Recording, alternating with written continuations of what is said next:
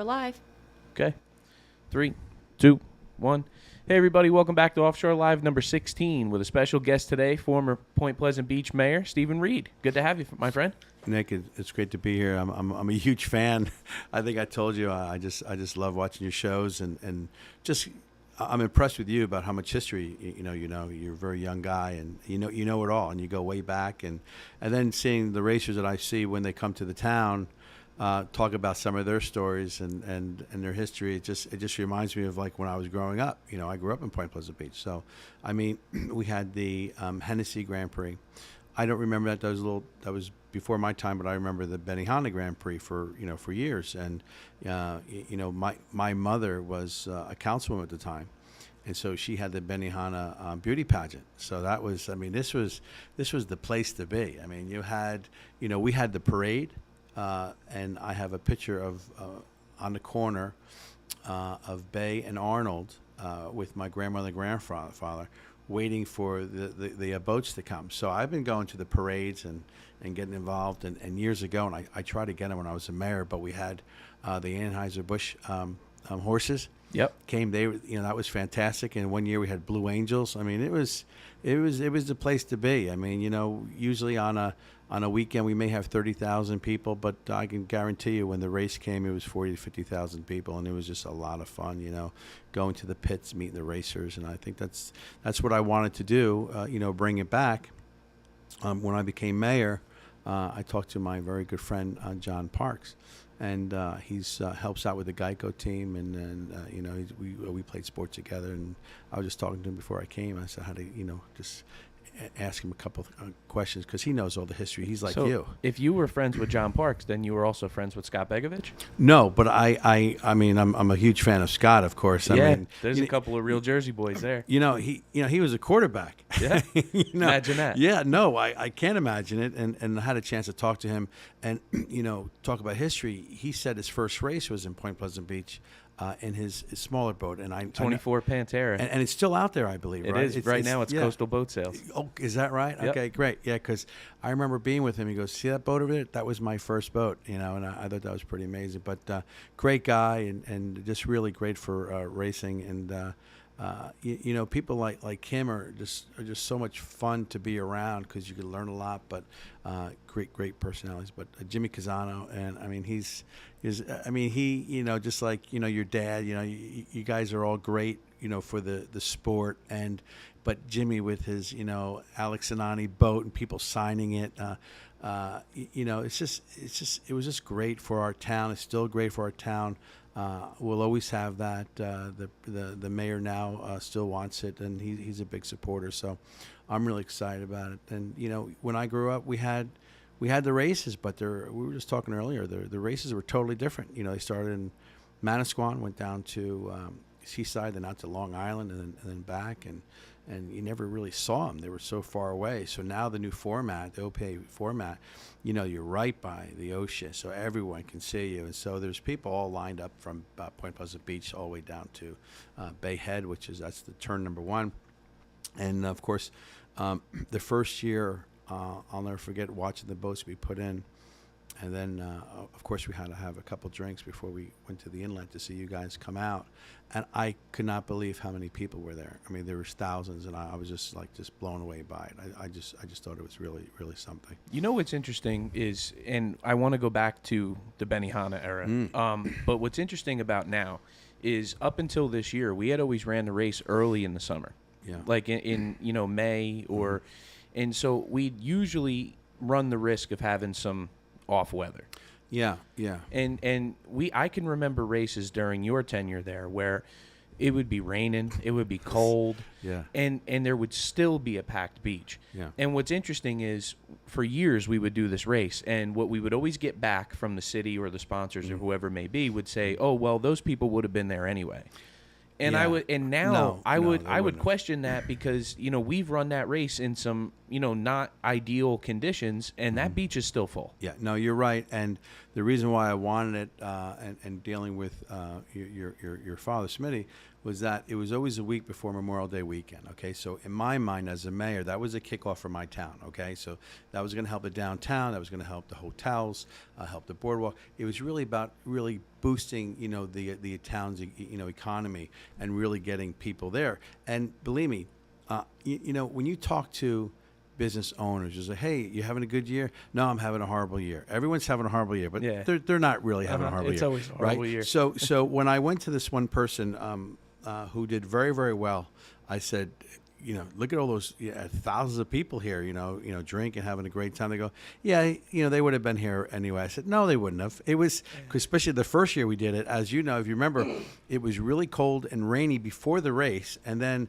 it was fine, and then after the race was over, it started raining again. So, I mean, no, the people wouldn't have been there. But when I was out promoting this race, when I tell you I was in radio shows, TV shows, the people, they were like, "When I was a kid, I used to go there all the time. I'm coming," and that's it. People had so many great memories about the races, so that's why they were coming, and they're going to continue to come. And now, in the summer this year, I think it was because of the pandemic and trying to fit us in.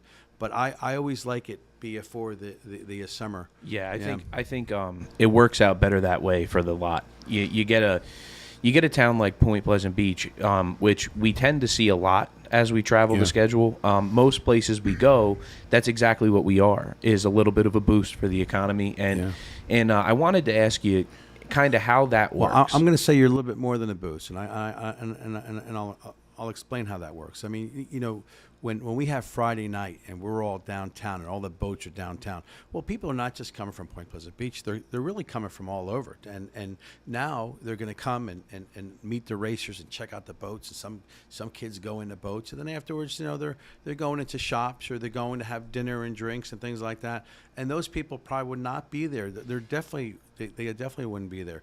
And then later on, they're on the boardwalk watching the race, or they're in the bars and restaurants before the race and then after the race. So no, you bring a lot to it. And then people, they want to come and they bring their families down, and they're in hotels and motels in our town, and maybe they're renting a house for a weekend or something like that. So no, they're coming in and they're spending a certain amount of money. And as towns, politicians always worry about how much money's coming in. Well, they're also using, in our town, we charge for parking in some areas. So that's for us, that's revenue that we wouldn't have got, that weekend probably. So no, it's a nice bump, and I wish more people, public officials would realize that, and businesses would realize that, because if it's marketed properly, it could be a real boost to your town. Yeah, and a couple months ago, I had called you and asked you for help with something we were working on up in Michigan, and I ran into sort of the same issue, where it was more of a, and I guess maybe they didn't go about it the right way, or maybe they did and it just didn't work out right, but they were looking to do that race in the middle of the summer, and the township kicked it back to us as, these people are going to be here anyway. You're not selling me on this. And so I asked you for your help there. And it's so good to have somebody like you who's able to explain those ins and outs. Because anytime. You see these economic impacts come out, right, from some of these races we go to. One that comes to mind is Fort Myers. Came in at over $20 million injected into the economy. Yeah. And we put those studies out publicly. And when we do that with the hopes that some of these places that, not that we have a hard time getting in the door anymore. I mean, we have a pretty refined product now. So if it's going to work, it's going to work. But we run into a lot of resistance. A lot of times we run into these, overtime bills for the police officers, the fire departments, the ambulances, and we get a lot of pushback there. Is that something that kind of comes down from your position, or is that something that you do it's situational by town? Yeah, well, listen, the bottom line is those police officers are going to be working anyway, so maybe we'll have some other police officers on, so that's okay. I mean, sometimes you got to pay to get, right? So just like OPA, the people who, from Tony Potoff and her husband and all the different volunteers. It's amazing how many people want to volunteer. So our first aid is all volunteer, our fire all volunteer. They love that they're there. You know, they love that they're out in the boats. They the dive team is ready. The firemen are ready. The first aid is ready. They love that, and our police officers love that. And so if you have a good relationship with the town, you just work that out. And all of the OPA people that I've ever dealt with, they're so good. They say, hey, we'll take care of it, and you don't have to pay them any. Well, they don't get paid, but they're volunteers, and everything really runs smoothly from the parking of the boats downtown to the parking in the pits, and then lowering them in the water and getting them out of the water. Everyone just wants to be a team player, but I think you need to go back to the Michigan people. Say, okay, just tell me when your downtime is, because maybe they're right. Hey, they're going to be here anyway. Now you don't want that. I mean, if you got thousands of people and they only have a certain amount of police and everything else, that could be a real struggle. Okay, so find out. Maybe early May, maybe September, October. It's still nice weather, September, October. So maybe that's a time that you guys can maybe work in there. Yeah. Well, it's one of those things. I mean, we have those sites come and go a lot in the off season. You get a lot of, like, for instance, we got a call down in Philadelphia. Smitty and I went down and looked at the site right on the river there on the waterfront in Philadelphia, and they really done a nice job kind of redoing that area. It's by the Dave and Buster's there by the bridge. It's beautiful. But you go down there, you spend a day walking around, you lay out the pits, you kind of go through the costs and stuff like that, and then you never hear from them again. All right, so are you working with the Philadelphia people? Yes. All right. Well, let's forget that. Let's keep it in New Jersey. Let's work with the people from Camden. Right. They have a great aquarium down there. They have a great I forget what the stadium, BB&T Stadium now. I forget who was just playing. I think maybe James Taylor was just down there. I mean, they've done a really nice. They're doing a lot of work and put a lot of money into that area down there. Yeah, they have. And I got to tell you something. Having a race right there on the river on the New Jersey side. We'll talk to the governor. We'll talk to the people. And are you aware that's where we started? No, I'm not aware. See that picture right there? Oh yeah, that's the battleship. That is the battleship. Not our very first race, and not for OPA, by the way. I should clear that up, but for Smitty and the gang now. One of our first successful new ventures. See, when we took it over, Point Pleasant was still there, Seaside was still there. But that was the only two. So Camden was our first kind of expansion, and it was really cool. They let us do the drivers' meetings in the war room in the ship, and that is cool. It was unbelievable, and we had such a great time. The only thing the downside of it was there's a lot of stuff that floats down that river.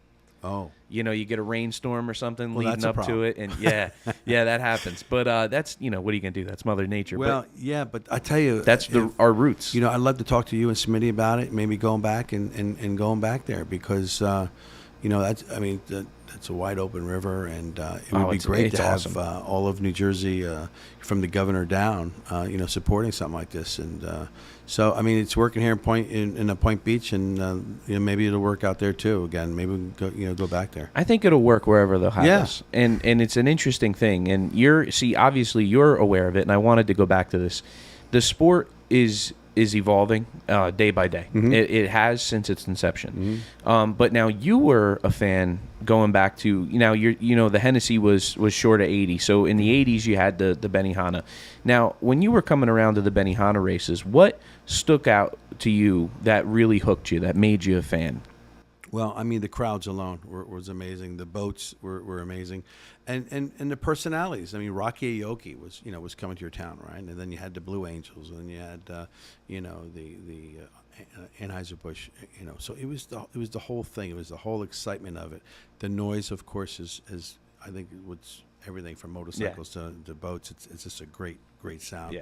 Really exciting. So when you're a kid, you're hanging out and you're watching all this stuff, and it's fun, and then like the speed alone is fun. And again, I loved it when the boats were off the ocean. Now they're so close, so people are really going to really love it.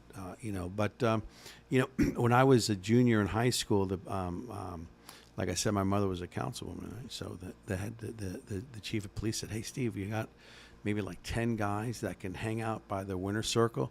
We got so many people coming in. We need some crowd control. Sure, right? So we had these tees on and, the Ray-Ban glasses and, like this, right? Like we were like tough guys, right? Uh-huh. So Rocky Aoki won that year. So he won his own race, right?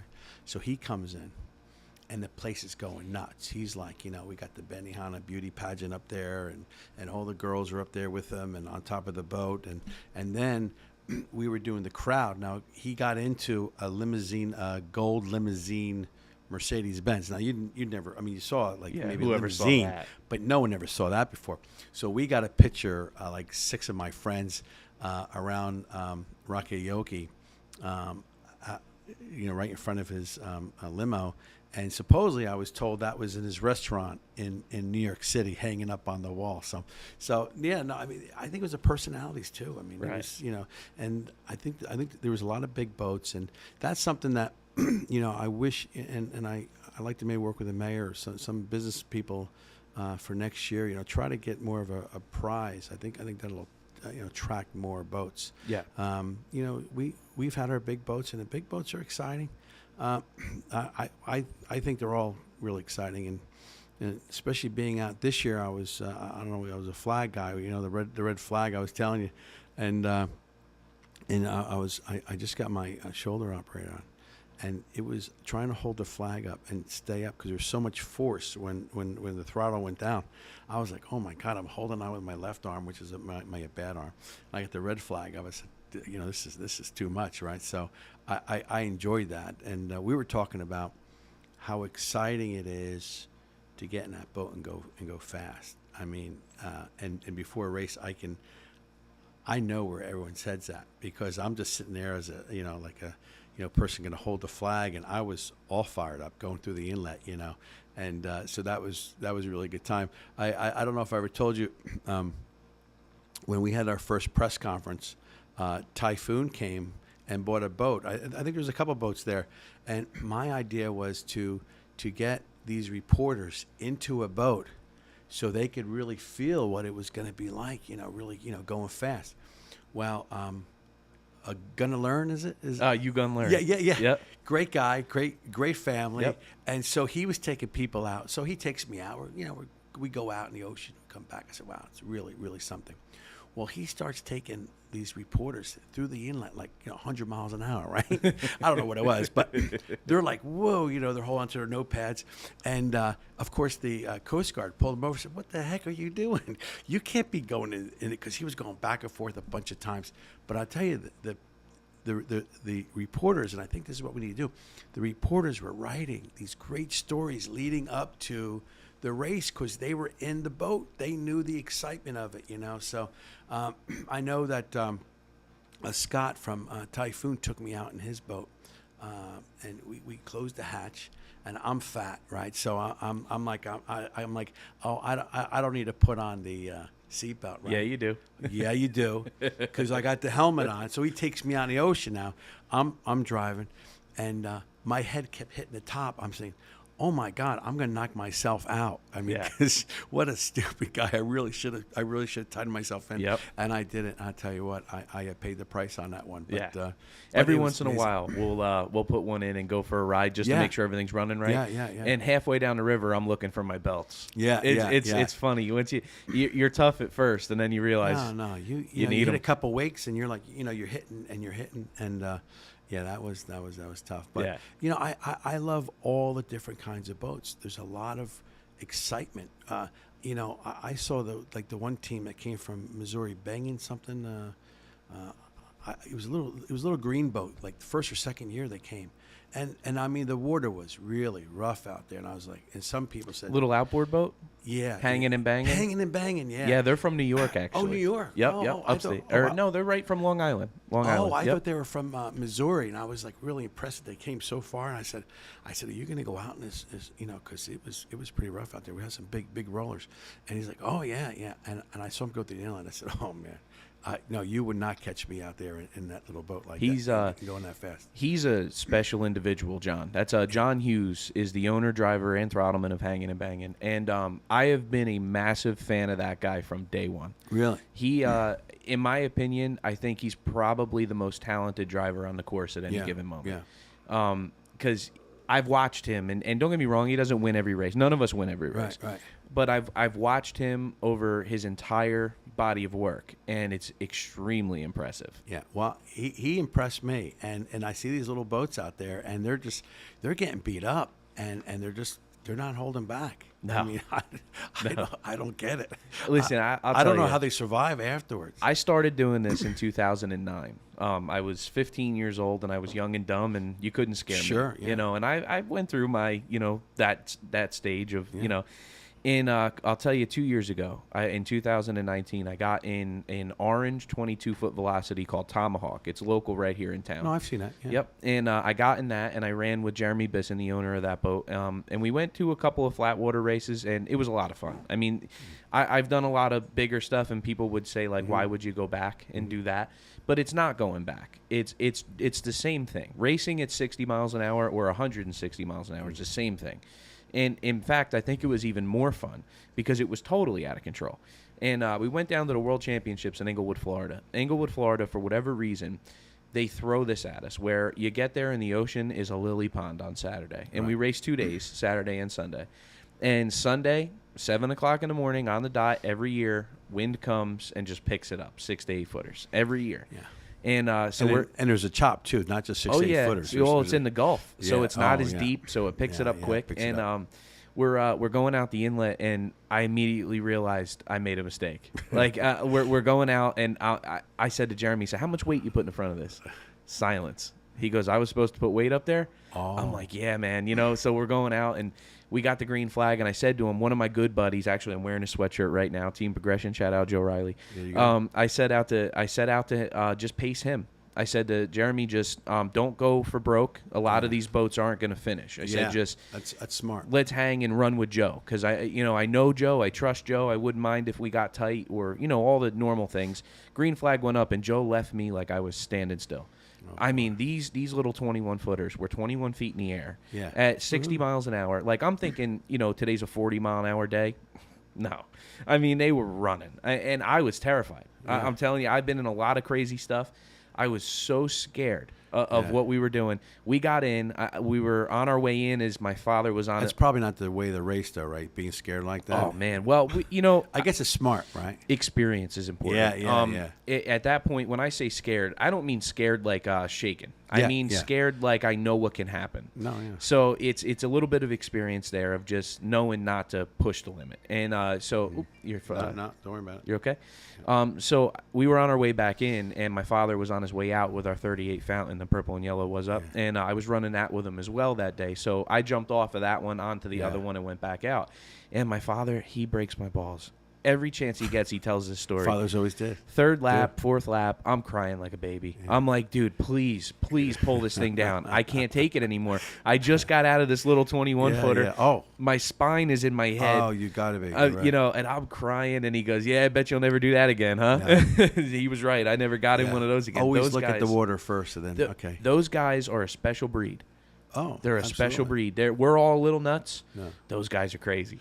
Well, they're crazy because I've seen it. I've been out there in that water, and going that fast, no way. No. And it's funny because you were just talking about like different racers, and I was talking to wherever I go, a lot of the racers see me and they come up to me. Like, I'll be at a bar, and the son of Scott, who owns the Typhoon. Yeah. His son, I guess, has it was some kind of a poker run or something going on, and I'm at the bar there, and he came up, he said hello, and really, really respectable guys, and a lot of fun. And I'll never forget my first year as a mayor. We had the race, and we had to work on, our police had to work on Miss Geico and how to bring her in. I mean, like, well, what do you mean? What do you mean? What's the big deal, right? Well, when I'll tell you, I have videos of it. Talk about exciting, right? So Miss Geico pulls it. You know, she's got the whole show, right? She's got the one tractor, then the other tractor comes in with with the boat. Oh my God, it's amazing. Later on that night, we're at the Wharfside patio. We're gonna have a fundraiser for a local charity, and most of the racers were there, and Alex and Annie pulls up. Oh my God! So they that boat took half the parking lot, and Jimmy comes out. I go, hey. I got a chance to meet him and talk to him, and it's really funny because a couple weeks before, he sent me all kinds of photos when he was racing here in Point Pleasant Beach, and he signed them and everything, and sent me hats and bracelets. It was just really great. I was actually, not to cut you off, I was going to say, from your Benihana days, you probably watched Jimmy race back then. Oh, absolutely. He raced American Express. Yeah, American Express, and believe me, it's funny to find out who raced what. Remember the long shot. I want to talk about long shot in a second. But so when Jimmy comes out and he's talking to me, he's a real ladies man. He's pictures with everybody. I mean, he's really great for racing. He's amazing. He's just amazing for racing, and I mean, you just have to have him at the races because people love him. Yeah. And so I said, hey, it's gonna be pretty choppy and big out there. He goes, you better bring a camera. And you know what? He was right, because on turn 4. We were right in Jenkinson's. That's where the turn was, and that's where the water was coming. So the swell, and Miss Geico and all the boats were flying through the air. Oh my God, was that great? I mean, everyone was taking pictures like crazy and whooping and hollering and everything else. But so you talk about like boats that I remember. I remember Long Shot. So I met him.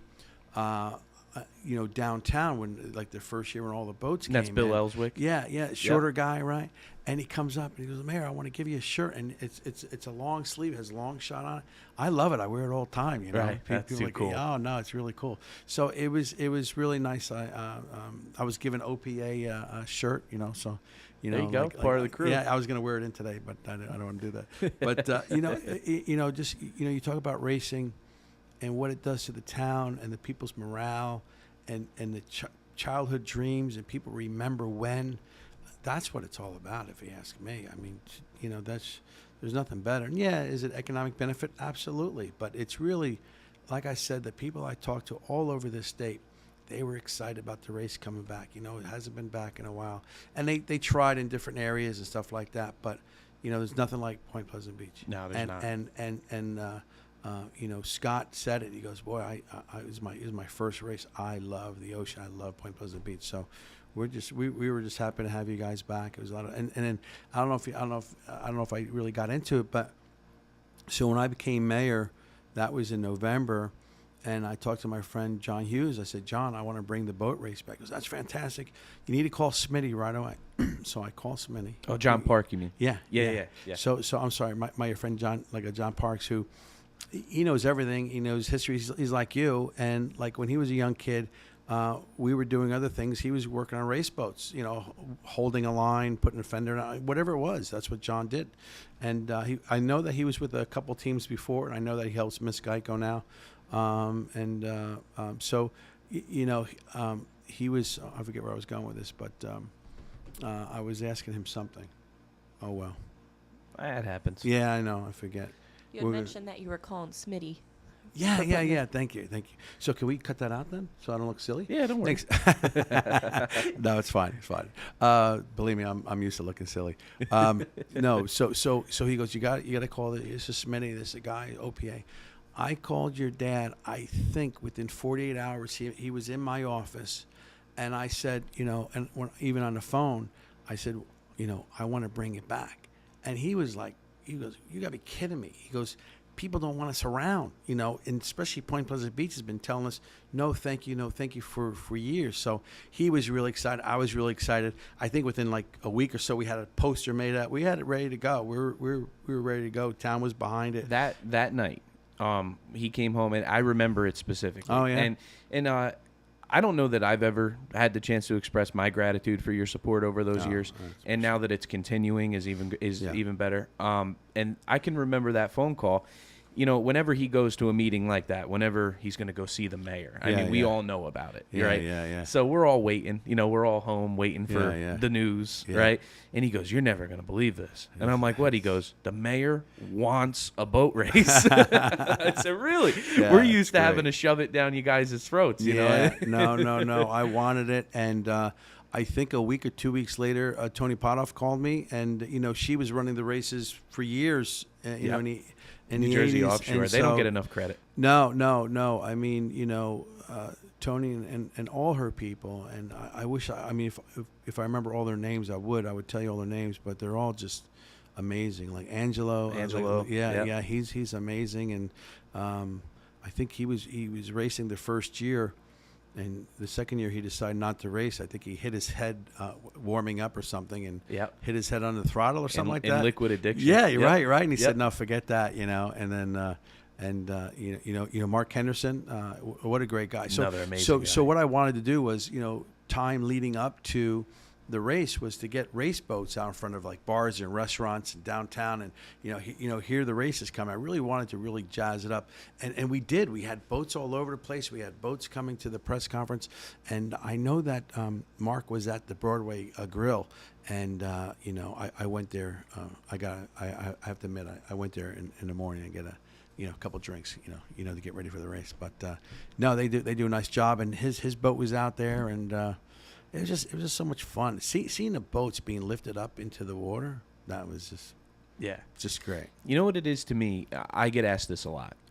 Even in our most recent swing up in Michigan, I get the calls from the newspapers, and they want me to sum up Offshore in a paragraph. And I'm like, listen, I can't. I could tell you what it is. Yeah. Okay, the experience that you've had. Okay, from being a fan to then being the mayor and bringing the race in, and okay. See how you immediately picked up on the mentality of the group. You immediately found that this is an awesome group of people that benefit our town, that come in and they're stand-up individuals, and that transcends through every level of the sport. Yeah. So when we deal with our guys in-house, okay, whether it is the OPA staff or it's the racers that support OPA, or it is the same at every level. Yeah. It is respectful. It is fun. It is playful. It is everything that you want it to be. I can't tell you. I don't think I can name a single racer that doesn't like another racer. Like, there's no feuds or. Yeah, I mean, you hit it right on. The people that you're racing against and with. I mean, when you talk about a family, it really is like that. It is. I mean, I know your dad and Strictly Business. Johnny Stanch and Johnny, Louie. Yep. And Lou, right? So I was in Lou's boat, the Fountain, the second race this year as the flag person, and he raced it, in the first race, and I go, man, you want to go out there again? Okay, but he's great, and you guys really go at it, and I think it's really funny. And it's all good fun. And What's you guys funny are out about there that? Competing, but it's fun. Oh, it's real competition. Yeah. That's the only real part of the spectacle is the competition. Everybody comes up to us and is like, man, what happened with you guys and Louie and Johnny? And it's funny. People believe that. Yeah, I know. It's too bad. Johnny Stanch is my father's probably best friend in the whole wide world. He's a funny man. And Louie is got to be a tie for that spot. And it's just so funny. We get those calls, and I'm like, no, I love Johnny. And then they'll call Johnny, and Johnny will go, no, I hate that guy. Johnny's so good at it. Those guys are funny, and like I said, you're all a family. And I think also we had in the winter, we had everyone buy for the awards at the end of the year. Yes. At Martell's, and another great company, Martell's, is always given, and Jenkinson's is always giving as well. So the Storino family, so the Bassender family and the Storino family, they've been here for years, and so they. Will give quite a bit, and so it's always nice to, like, in the winter, even to see you guys. The whole year's gone by, then to see you in the winter, and then the Typhoon people. There's hundreds of them. I mean, talk about a family. I mean, it's like it's unbelievable. I mean, they travel with like 30, 40 people. The Dog Pound. Yeah. Oh, is that what it's called? The Dog Pound. Yeah, that started years and years ago. Yeah, so we call funny. Randy. So you're familiar with Scott, Randy's brother, and it's funny because I actually have a funny story about that. You met him in his first boat race at your first boat race as mayor. Yeah, right? yeah. And in that race, him and I hit each other. Oh. And not much damage, no big deal. It was just we both bumping's racing, right? Isn't that we what were? it is? It's like NASCAR. Yeah, with boats we try not to do it as much. I know. The damage seems to cost a lot more than everything else. Also, it's dangerous being open, no course. roofs, and but we're running into that turn, right? And it was just a weird situation. We weren't close to each other to begin with. Yeah. We were just kind of aiming in the same direction. And we hit the same wave in two different places and wound up in the same place in the air. Yeah. No big deal. Randy and I talked it out. We were fine. And I actually, at that time, had never met his brother, Scott. I didn't know who he was. So we're at Jenkinson's that night, and Martell's for the awards. They do the beautiful spread there. They do dinner for us. And they're really great. We're sitting at the bar, and I'm next to this guy. And we're talking, and we're having a great time. Like an hour goes by, and I'm like, man, this guy, I could just talk to this guy forever. He's a great guy. And it's nice sometimes when me being Smitty's son, everywhere I go, if you don't know who I am, when you learn who I am, everybody makes a point to come talk to me, which is great, which is nice. But sometimes it's really nice to just find yourself a corner and hide for a little bit. Yeah. So I'm hiding with this guy, and we're just we're hitting it off, and all of a sudden I go, why are you bleeding? He's bleeding on his arm. And he goes, I was in a boat race today. I go, me too. Which boat? And he goes, Typhoon. And I almost spit my drink across the bar. I said, you hit me. I'm glad you're bleeding. But he's an awesome guy. But to tell the story of Randy, his brother Randy, we all call him Mad Dog.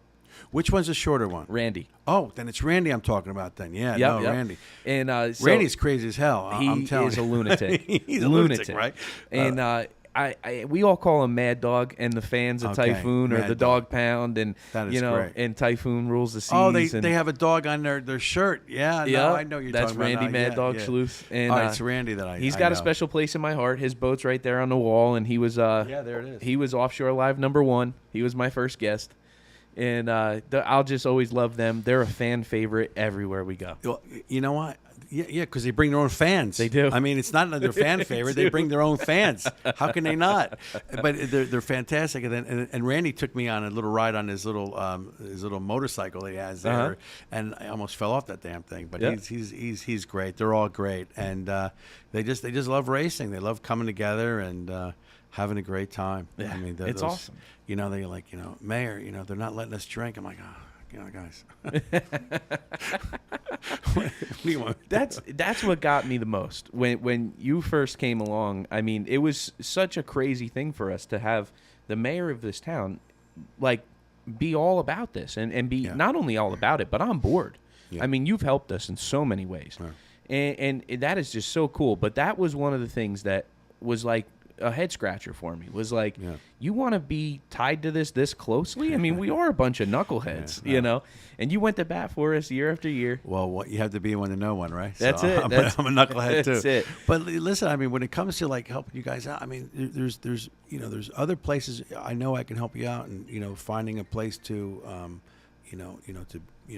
to race, So I don't know. We should talk later on. I'd no love to doubt. help you out if I can. You're not going anywhere. No. I mean, the funny thing is, I mean, people say, will you run again? Maybe, but I'm looking at higher level, so I can help out more people. I mean, that's why you run for a county position or a state, state legislator position, stuff like that.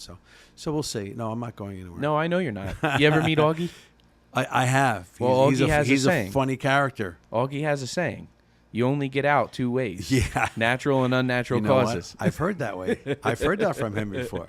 No, he's a great guy. And again, the personalities that you have are fantastic. They're amazing guys. Yeah, they are. Yeah. And we tend to say guys a lot, and the women. The wives and the families and the girls that are involved in this sport, it is such a insane group of people. It just doesn't make sense. We're all from different walks of life. Right. We're all from different parts of the country. Some people are from different parts of the world. Yeah. And we all come together for these 8 to 12 times we race. And it's fantastic. And it is. When I say it's a family, I've said it 100 times on this show. It's not a figure of speech. Yeah. It's a real family. Yeah. And you talk about certain types of boats that like when I watched the Saris boat, is that what it is, with the 3 guys standing up? Yep. See, that's my racing. That goes back to when I was a kid. Right. With the 3, because you needed a navigator at the time, right? Yep. So you had a navigator. Had to plot the throttle in. course. Yeah. So which was a major course. Now it's not that way, but that's okay. I think, you know, like I said, the races, the racers would come and go. And it would be exciting for a couple seconds because the helicopters are great, you know, they're there in the boat, and then it's gone, and then all of a sudden they come back again. So now they're right there. But Saris is just a great boat to watch. Yeah. Great team. Yeah, it's a great team. Now, am I right about this? Like the father was, I remember he was in like the first race, and that was pretty rough out there. And he's an older gentleman. He's like, yeah, I got a little beat up, but you know, the son wasn't too happy that his father was racing because it was pretty tough on him. I don't remember that one in with Saris. They actually in this year's Point Pleasant. No. It was the first year that when they came. Oh, yeah, that could be. Yeah, that yeah. could be. Yeah. They're a tough bunch. So that's Jason Saris is the father. Johnny Saris is his son that races with him and also operates. Yeah, he does another boat too, right? Doesn't he, or something? He like that? does. Yeah. And they at home in Lake George, they operate Performance Marine Saris racing engines. They are phenomenal. Yeah. They are top notch in everything they do. The engines are phenomenal. Everything. And they build them and stuff. They do. Yeah. Yeah. They're like us, just elsewhere. Well, I just want you to know that I talked to Johnny Hurricane. Is that right, or is it Joe? Joe Hurricane, and he says you have his boat here, so don't hurt him too much. Uh-huh. I just wanted to pass that Yeah, message there you along. go, Joe. If you're watching, he hooked you up. Yeah, Don't worry. All right, because his wife was there, so I said I'll mention it to him. You know the whole bit. So don't. No, he Joe's another one. Great guy. Great guy. Yeah. And again, he came up to me. I was at a it was a fundraiser, and him and his wife came up, and he's a police officer too, I believe. So Yes. he's just real. I don't think I met him before. He came up, and he's just excited about Point Pleasant Beach, and just He's a wild man. Yeah. Oh, yeah. He's a wild man. When I met him years and years ago, it was probably one of my first years racing. So it had to be 2009, 10-ish. And my old man's telling me we're going to meet this guy. He just bought a boat, and he wants to come racing, and he's a police officer, you know, yada, yada, yada. So we get there, and he's telling me all these stories. At the time, he was on a TV show called Jacked. And it was all these cops would dress up in plain clothes, and they'd go to some, you know, not top of the line neighborhood and leave a car running, you know, and wait for somebody to steal it, right? And that was the whole premise of the show. Yeah. And like I'd go through these stories with him, and I'm like, "You do this for fun?" Yeah, like it's like, it's a great time. I avoid these situations. Oh man, no, he was great to talk to, but yeah, so I don't know if he's going to race anymore like this year, but I'm sure he will. Oh, good. We'll have him ready for North Carolina. When do your races? How long do they go for? As far as the season? Yeah. The week before Thanksgiving is our last one. That's Inglewood Beach, Florida. That's our World Championship. Yeah. I've been watching, you know, on TV, and it's, you know, it's amazing. I was talking to Johnny Parks about how, you know, I'm watching this race, and it's some rollers out there. It was in Florida, and the announcer kept saying, you know, if this guy keeps at this speed, he's going to lose it. He's going to tip it. And sure enough, it went right on its side. I couldn't believe it. And then what? Last year, Geico went tipped over again. You know, so that's, yeah, it's very dangerous out there. It's a very dangerous sport. It is, but it's come a long way. Yeah, well, of course, it's come a long way. My boat outside, the White Phantom that's on the wall behind you there. That's, if you crawl through that. That is built. You're number 3? Yeah. Oh, that's a beautiful boat. I saw that this year. It's the first time I've seen that. Yeah, that's us. And that's I raced a 1980 Carrera my whole life. Mm-hmm. So I was very familiar with the old beat up race boat. Yeah, you know? right. When we got that, piecing it together. Listen, it's probably the first time I was ever even in a brand new boat. Yeah. My era, we don't know what it's like to go to a boat show and buy a boat. But all these boats are older, though, aren't they? I mean, most of them, you know, are older. You got to think of the thought process, right? Yeah. So you have two different divisions in racing, bracket and spec class, right? Mm-hmm. Bracket class, why would you buy a brand new one? You got to stop at 70 or stop at, you know, we're all bracketed speeds. Right, yes. So you don't need the top-of-the-line boat. You need a top-of-the-line motor, you know. And I laugh. People look at those bracket boats like they're some silly sideshow. And I'm like, man, you don't know how wrong you are. Those bracket boats, they are running more horsepower in those boats than Miss Geico is. And that's the truth. And it's pretty wild. But the safety factor, I had never even my era. We don't know new stuff. No. Like I grew up with boats that were, your run of the mill boat is way too expensive for me to ever even entertain. Well, I would say 99% of the racers are working Monday through Friday and maybe racing. Blue collar work. Racing on the weekend. I learned that because I was like, how many people are coming on Friday, and someone said, well, it all depends if they can get off work and that their that their boat is running. I was like, because they're working on it all the time. Yeah. So yeah, that's pretty amazing. Well, so that's the first one I've ever been in, a brand new boat. Yeah. And not just race boat. I mean anything. Anything. Yeah. And so I'm crawling through it, and I was just dumbfounded with the advances that we've made, how safe you are in that boat. I mean, one thing you could look at, just one silly thing you could see from the outside, is the windshield. Most boats, the windshield just continues on a straight path to the back and then up and then back around, right? This one, there's a cut in the windshield. So in front of me, it's as tall as it'll ever be. As it comes back towards me, it rises in the canopy. Wow. By the time it gets to me, my shoulder is below the fiberglass and the windshield's above my head. Oh, so you see. So I can go like this and see.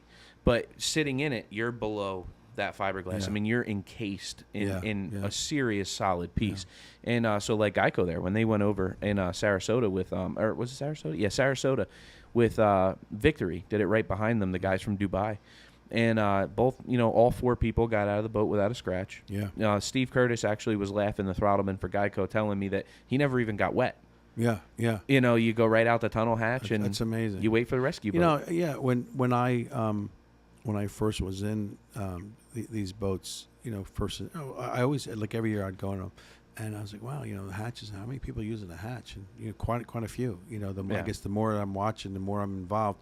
It happens quite a bit. It does. Yeah. And it's the nature of the beast. See, what makes this such a magical thing is, I think, the fact that it's not supposed to be doing it. Yeah. Like, there's guys, and I don't throw shade at anyone, but drag racing, for instance, right? You could spend the same amount of money that we spend on these boats and build a drag car. The big difference is you race for 9 seconds, we race for 40 minutes. So the fun factor is a little bit more direction. Yeah, but that's a huge difference because your motors don't really, to have your motors going all out for 40 minutes or so. It's a lot. That's quite something. And so the other thing is, if you build a fast car, when you're going fast in the car, it feels like it's supposed to be doing it. Yeah. Right? Yeah. There's nothing out of place about that aside from the fact that you're going a lot faster than you would be normally. And in a boat, even a moderate speed feels like you're not supposed to be doing this.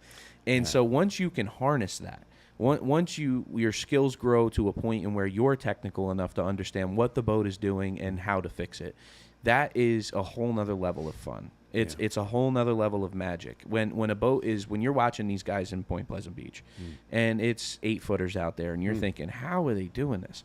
It's because they've spent years learning that craft. Yeah. And once you do, there's nothing like it. Yeah. I can't imagine that there's anything even close to it. Well, no, I don't think so. And I'm a NASCAR fan, right? So I love NASCAR. They go fast, they get real close, and so on. But at the same time, their track doesn't really change. It maybe change because of the heat or whatever, and the tires and stuff. But when you're on the ocean, that's constantly constantly different changing. Every 10 feet. Every turn is different. And as the time goes by, the wind may pick up. Like I said before, either tides going in and out. So it's always changing. So the one guy from Massachusetts, I forget his boat. He drives with his wife. I forget her name, and he does it all. He does the throttle and the steering. I still don't know how he does that. Yeah, that's. There's a few people that have done that over the years. I don't know how you do that. Especially out in like a rough seas. There's a few, like the smaller classes, like the Class 7 guys that you see, the little single engine outboard guys. A lot of them run a hot foot. So their throttle's like a pedal, like it would be in your car. Oh, no kidding. And that they claim there's a performance advantage to that, like being able to throttle it with your foot and really be dialed into what you're doing. Also, for a driver to not have to relay a message to a throttleman. So in the time it could take me to go, Steve, pull it back. Yeah. We could have missed the opportunity already. Whereas, but are you doing that, or does your throttleman really know what's going on? So are you in sync? Ideally, you're not doing that. Ideally, your team. Hopefully, like you're in sync. I raced with my brother for 10 straight years. Yeah. He's a great throttle man, I'm told. He is phenomenal. Yeah. In my opinion, and I've been around this sport a long time, and I promise you I'm not biased. There's plenty of sibling rivalry. I think he is the greatest single greatest throttleman that's ever existed. Wow. And I think, unfortunately, he's never gotten a chance to prove it. And in every instance that he has, he's either had the rug pulled out from under him or he has proven it. And I'll tell you, towards the end of our career racing together, we didn't talk much. We'd come up to a turn, and depending on where I was coming into the turn, he knew where I was going to be. He knew what the point was. Like, if I was going in here, he knew why. He knew where I was ending up, what I was looking for. We didn't talk. But if you're not, you don't have that rapport built, if you don't have the experience, there's a lot of instances where I think doing it yourself is an advantage, but not when it gets rough. I don't see it. When it gets rough, I don't understand how these guys are doing it. Even you tell me about the throttle being on the ground as a pedal. You're getting beat up out there. With the waves. And you're bouncing. And you're bouncing. I don't know how you do that. I've never tried it. Aside from pleasure boating, which. A lot of my buddies, like when I, go home and I take my boat out on the weekends, they'll, these guys all think they can be boat racers. They want to tell me. Go fast. Yeah. Well, try turning at 40 miles an hour. Right. Yeah. And I try to explain to them. I mean, listen, are they all talented individuals? Can they all run a boat very well? Yeah. But it's different. I try to describe boat racing, and I sum it up to one thing. It's like if you've ever seen Times Square and you've seen that just sea of cars, right? Imagine if you were sitting in that sea of cars and I put a rock on the gas pedal and I said, drive. Go. There's no lifting. There's no you don't hit the brakes. You don't lift. It's wide open from start to finish, and whatever's in front of you, you got to figure it out. And I mean wide open. Yeah. Because I don't know if you saw, I did this little video on Facebook. There was so much force I had to sit down. Because I couldn't hold the flag up any longer, so I had to sit down. I didn't want to stand up anymore because there was so much force, and I was in the back seat, and it was amazing. I mean, it's fast. Yeah. I mean, it's and I've gone fast before, but never like I've been going these last I guess 4 or 5 years, especially in the boats. Right. I mean, it's fantastic. Well, and also, was that your first time in something? A pace boat? Yeah, and I'll tell you what. I couldn't believe how well they handled the water, because it was pretty rough out there. Well, and that wasn't just a pace boat. So that was a 35 Fountain, owned by Lou, owned by Lou Gicontieri, yeah. the owner of Strictly Business, and who was driving the boat for you, right? Yeah. So you were in there that was like taking a ride with Dale Earnhardt. Now that when I was with him, because I was on 2 pace boats, so the one pace boat had back seats, so I was sitting in the back seat. But Lou, I was in the seat itself, so that was fun. Yeah, that's cool. That was really fun. And that's the real deal. I mean, that's Louis. He gets this rap, and I don't understand why. It's almost like people think like him and Johnny are just there for a good time. I raced a boat with Louis in 2019 in Fort Myers, and I've only raced with my family and a few select people that are close friends of mine that I did it for. And so Louis came up to me, and there was an issue where Johnny couldn't run his boat. Unfortunately, he had committed to another team, and the races were supposed to be separate. The 2 classes were supposed to be separate races, and they weren't. So we took actually my father's next door neighbor in Florida, who doesn't have much experience running fast boats anyway, right. and threw him in the purple boat, and I drove for Louis. So I said to Louis, listen, we got a couple laps here where it's going to take him some time to teach. Wes is his name, who was driving for my father. It's going to take him a lap or 2 to teach him the boat. Once he does, that old man's coming. He's out of his mind. So we got 2 laps to get as far away from him as we can. Yeah, because then he's coming. And I got to tell you, man, we turned in 8 of probably my most enjoyable laps I've ever had in my life. Louis is the real deal. I've been in a boat with, in my opinion, the best throttleman that ever lived. And I'm telling you, Louis right there with him. Yeah. I mean, he's a madman. Yeah. Well, he's been doing it for years. Yeah. I mean, for years. I don't know if he was racing in the 80s, but if he does, then I would have seen him. But, his one of his first boat races was actually our Camden race that we spoke about earlier. Is that right? Yep. He's been with us since the beginning. Yeah, I tell you, he's a stand-up guy. He is. Well, everybody really is. Everyone's been really great, and in the town, we moved the pit from The parking lot that was closer to the ocean, that's a town parking lot, and people are like, hey, we need that revenue, so we moved it to the parking lot near the train station. Yeah, the train tracks. And I got to tell you something, we had to move an all new electric and water stuff like that, but it was fine. People in the town, and the council I was with, they were all like, yeah, 100%, let's do it, because we knew what it meant for the town. I mean, Yeah. so it's important. And I know there was a bit of a drawback initially making that move. And I think, to tell you now, just coming full circle with it, I think the racers actually appreciate it more. Yeah. We're in that nice fenced-in parking yeah, lot, yeah. and it's our own show. Yeah, I'm trying to think why we made that move. I don't think it was really about revenue. It was about there was a dredging going on. Yes. Yeah. Well, we were dredging that lake, and so the dredge spoils was basically in the lake. Yeah. Okay, now I remember. Yeah. So we moved there. We had a pivot. We did, and it's worked out well. It worked out great. Yeah. And what's cool too is, it seems like no matter what the circumstances are, we always do that with Point Pleasant Beach. Yeah. Just it could look as grim could be, and we always find Just a work way, it out. make a way. You know. I was just thinking when I talked about that, because that's where the basically I went to the high school band, and this was really the time, like it was the end of the school year, and the band teacher, she's really fantastic. She's done an amazing job at the high school, and so I said, listen, I want the band to be in front, because we'd have the firemen and ambulance, and then we have the band leading off the parade, And here I am on Miss Geico, like the first year. I'm like, this is amazing, man.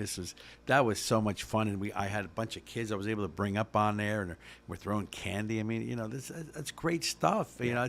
It's really great. It's so every year I'd go ask the band, like, yeah, absolutely, and I think the first year it was raining like 15 minutes before, and they showed up and they marched. The funny thing was, so where we started was Arnold Avenue, go all the way down to Ocean Avenue, make a left, go to the inlet. Okay, so basically that was going to be the end, right? Well, the band just kept walking. And everyone just kept, so we went around the inlet, down Broadway, and then down Chicago, and then back and so the next year I go back. They go, no way, we're not doing it. And the teacher, she's like, Mayor, they walked. It was a long walk. I said, no problem, I'll take care of it. So I talked to some parents, and the one parents, they own Briggs Taxi in town. Great family, been here for a very long time. So Briggs Taxi had these buses. So we went to the inlet, the band, boom, they got their rides home. Right. And then, it just kept going. But, I mean, the parade is again, if you remember the people that are in the streets, they're not from town, not all of them anyway. A lot of them are from out of town. They love the parade. So, that's what Point Pleasant Beach is all about. It's all about giving. We've always been able to give, and whether it's the beach or the great downtown or restaurants we had, and all kinds of events. And then I bought back, I don't know if you saw the, we have the we still have it, which is great.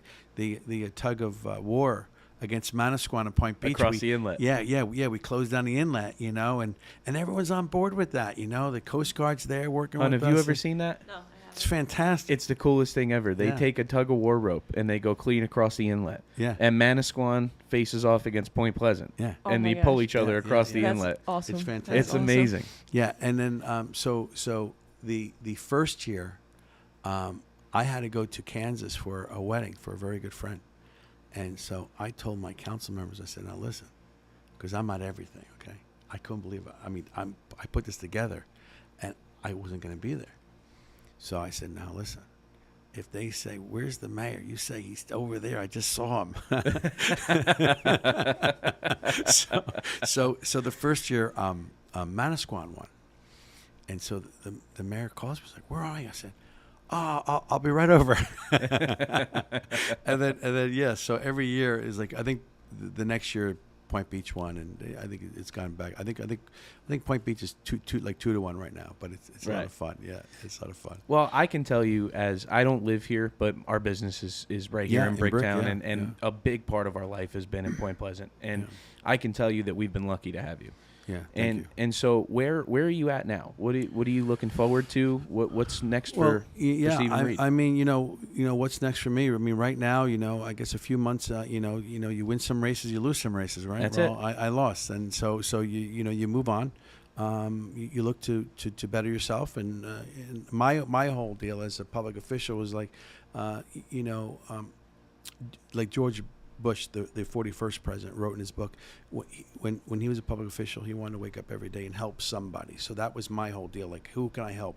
At least one person a day. So I really enjoyed that. Being a mayor was just the best. Yeah. And I could really help so many people and do so many great things.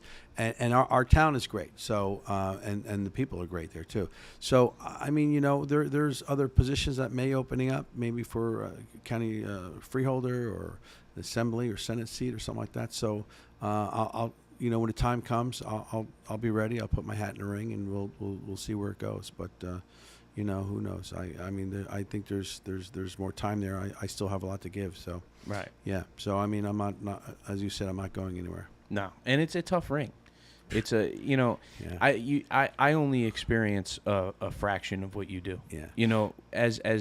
I'm vice president here in OPA, Smitty's president, and the way that kind of is the old term, shit rolls downhill, right? Yeah. And so I kind of get the job nobody wants sometimes, Sure, and sure. got to answer the hard questions and deal with the angry people and and I can't imagine what drives you to do that. It has to Yeah. be exactly what you just said. Well, it's not the money. So No, that's for sure. so people are like, wow, you must get insurance and money, a lot of money. I said, no. I think it was, I'm going to say 6,000. Was a councilman for years too. So I think I made 4 and then 6. So believe me, it's not the money. No. And it's definitely not the gratitude. You don't have anyone. No one says, hey, thanks a lot. It's thankless. It's thankless. It's totally It's thankless. really amazing. But it's just knowing that you're helping people, you're doing the right thing. That's what it's all about. Yeah, you Right. If you're going to get into politics thinking that, someone's going to thank me. Yeah, right.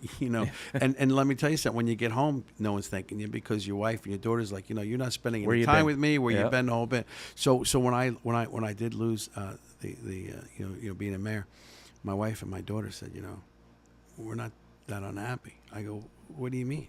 I said, what do you mean? And they said, no, you were never really here.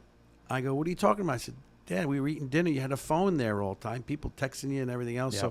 So, and again, I had my own business, so it was busy with that, busy with. I think I put more time into the business. The town than I did my business. So, Right. So you know what's new with me is that Peter Cankro, Jersey Mike Subs, he was a founder. He's my hero.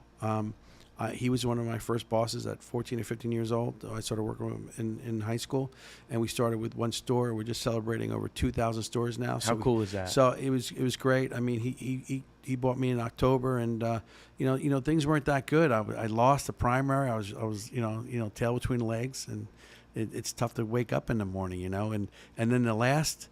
So I lost the primary.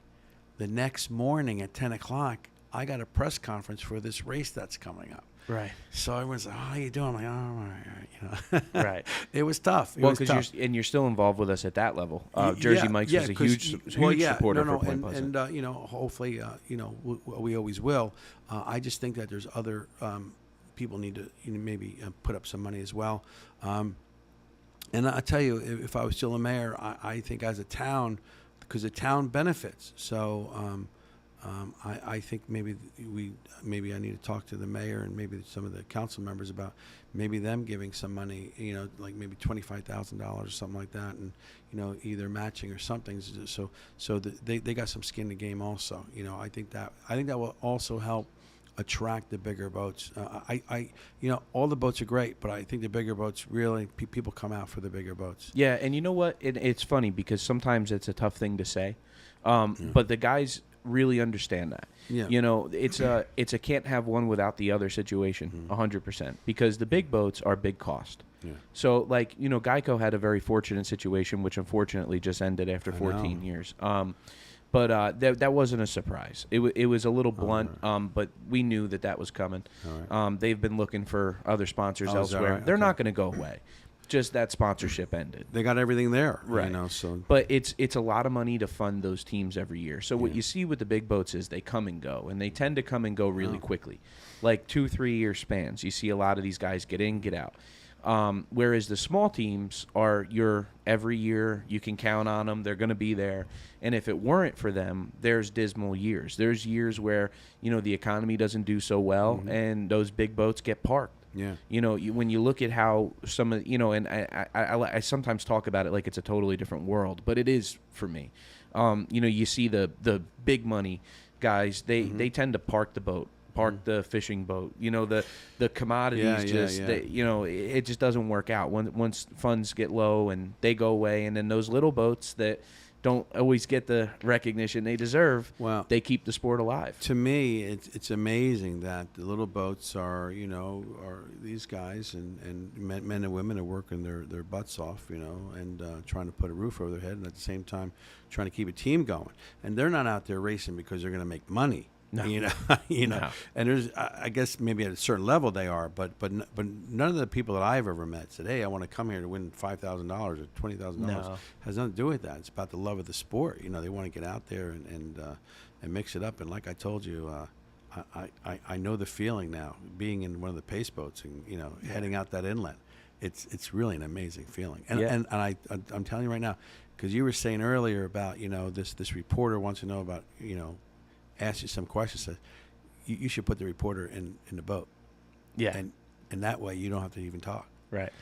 You can tell the history, but when they're in the boat, they know. It tells a story. It tells a story. I'm trying to remember. There was the first year, and we did that with two or three of the boats. It was fantastic, and the reporters we had Channel 12 News, Channel 2, all these reporters with their cameras were in there, and then, local reporters from the Ocean Star and the Asbury Park Press. They got in the boat and they wrote these great articles for like weeks leading up to the race, and that was phenomenal. It's worth its weight in gold. Yeah, absolutely. Yeah. So, yeah, it's been a great ride. Yeah. I mean, it really has. And for me, going down there on Friday, and it was really great. We had Forsberg, who has the smaller boats that race on the river. What kind of boats? Oh, skiff and Those garbies. skiffs? Yep. Now, I don't know if you've ever been in one of those boats. I have only once, and I'll never do it again. Thank you. I mean, it's really something, right? Yeah. I mean, you're really holding on. You're like, you got to be kidding me. You're going to turn this thing now? So if people don't realize that, I mean, I'm telling you. I mean, because those boats can move. And I'm not just talking about going straight. I mean, that's what people don't understand. You got to turn, And great. And so when I wanted the parade and the downtown, he calls me up. He says, hey, can we bring the skiffs? I'm like, sure. What are they? Bring them. Yeah. And they were there also, because I would love. I think Bricktown. I told him, Mayor Ducey, you got a really good mayor here. He's a great guy, and we took him in there, the skiff people, to meet with the mayor, and he wouldn't mind having a race on the Matitaconk. I think that would be awesome. Wouldn't that be great? Yeah. It'd be Well, great. and I don't know if you know. I don't know whatever happened with that. The history of the skiff and garbies. That started here at the Jersey Shore. Yeah, well, that's right. That was like the that's original boat racing. It's great. It's so cool. And I'll tell you, I had a particular experience. Patchogue, Long Island, we invited them to come to the Offshore race with us. And just because their clubs are always hurting. There's not a lot of money in that. I mean, there's really no money in that. That's the guys that are keeping that sport alive are rubbing wood and nickels together and, trying to make it work. And so there's not a lot of prize money. Sponsorship's hard to come by. It's not, it's not heavily exposed. So we invited them to come with us because we just thought it was too cool, And so one of the teams showed up and didn't have a navigator, and I didn't understand the logistics of it then. You needed a navigator because the guy on the other side holds that side of the boat down. Now, did you get in there? Absolutely. So Steve Adams, he's been on my show before, SWAT officer, big-time boat racer. He's our current GPS official. He comes to me that morning. I'm 16 years old. I'm getting ready for my own boat race. And he goes, hey, I need you for a half hour this morning. One of the guys came without a navigator. So I'm thinking, okay, it's just a little boat, right? Yeah. Like I at that time I didn't know much about it either. So I'm looking at this little, 12-foot, looks like a front door with How a much motor on damage it. can it do? Right. So now it threw me for a loop because they don't put them in the water first. Like they put it in the water and then they moor it like 50 feet off land and they walk back and forth to the boat. So I'm from a different world. Why do they do that? Just because they run heats. So okay. So Yeah, they'll yeah. run a race and then come in and then they'll have another race Oh, in I 10 see, minutes. I see. So it makes it easier. They just moor them up there and walk back and forth. So here I am freezing, walking through the water. I get in this thing and I'm so not used to Oh, this. that's right. You're in the river too, so that's what you're walking. Okay, So I get it. the seats in that, I don't know if you've ever noticed, the driver sits straight. Yeah. He's got a steering wheel in front of him, a couple of pedals, Right. right? One pedal is the steering. Actually, no. One pedal is the throttle. The other pedal is connected to a hinge on the back of the boat. It's a piano hinge Yeah. with a flat plate that goes the entire length of the boat and drops down like a brake, right? So when they get to the turn, he lets off the throttle and stomps that brake pedal, and it puts the nose down, and they rip the wheel. And you've seen how they turn. Yeah, it's crazy. Right? Now we're doing this, and that seat that the driver's in is straight. The seat that you're in is this way, right? And you face the driver. And the handle is behind him, and the other handle's like this, and the motor is between us. Right, okay. Right? I mean, the motor's right here. So he tells me, he goes, if you see the oil pressure get below like 30 pounds, pull the plug. And I go, why? That happens all the time. You don't just let out of it and let the pressure come back. He goes, no, because if it's going to blow up, you're going to wear it. Oh, right. And I'm like, oh, interesting. Oh, nice. 200, Makes a lot. Yeah. 250 degree oil, Yeah, you know? yeah. And I'm like, Perfect. okay, I'll make note of that, So we're running, and we ran one quick lap and then pulled down. All the boats get lined up, and he goes to me, okay, if we go upside down, don't stay in it, right? And he puts his helmet down, and we're getting ready to go, right? And I go, that happened a lot? He goes, last time. I'm like, oh, my God, dude, what am I doing in here? Oh, no. So and you're 16, so I mean, like you're dumb, and it's great, dude. If you could have But picked that's me scary, though. at a moment in time, that was probably the best moment in time to pick me to do it. I'll never you do it never again. do it again. No, I was terrified, man. Those guys are a whole nother breed. Yeah. Whole nother breed. Them and like the Class 7 guys, they should all get along. If Now, they which one's the Class 7, the smaller ones? small, yeah. So they're right there, top picture on the left, the little boat, the gray and orange one there. That's a battle wagon. Shout out to Christian DiColo. Yeah, I think I've seen him, his boat. Yeah. Who was, there's a guy, I'm trying to remember, I'm very good at names, but I forgot his name. I met him and his girlfriend. He married her, had a child, and I think it was Liquid Addiction. He's on. I forget his name. There's Tim Vandenberg. He's local here. Liquid Addiction was Tim Vandenberg, Jeff. Jeff's gonna kill me. I forgot Jeff's last name. And Cliff Shaw. Well, whoever it was Alan Pettit's the owner of the boat. It was their first year or second, or maybe you know what? He didn't race the first year. He came back the second or third year, and we had some rollers out there. He got a lot of air, and I mean that boat is in midair, and it's beautiful out in the water. It's just, it's really some really great pictures. I think it was like Asbury Park Press or something like that. Yeah. That's great guy. Funny enough, that's a 24-foot 1980 Carrera.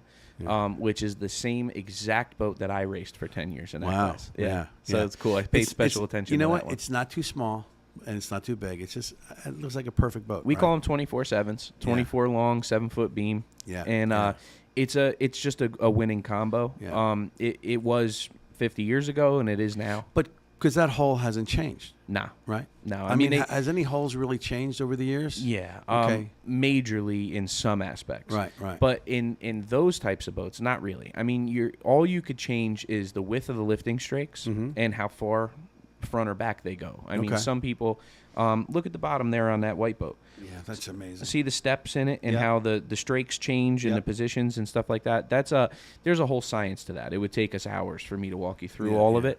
But that changes minimal stuff as far as characteristics of how the boat runs. But for the most part, the hulls are the same.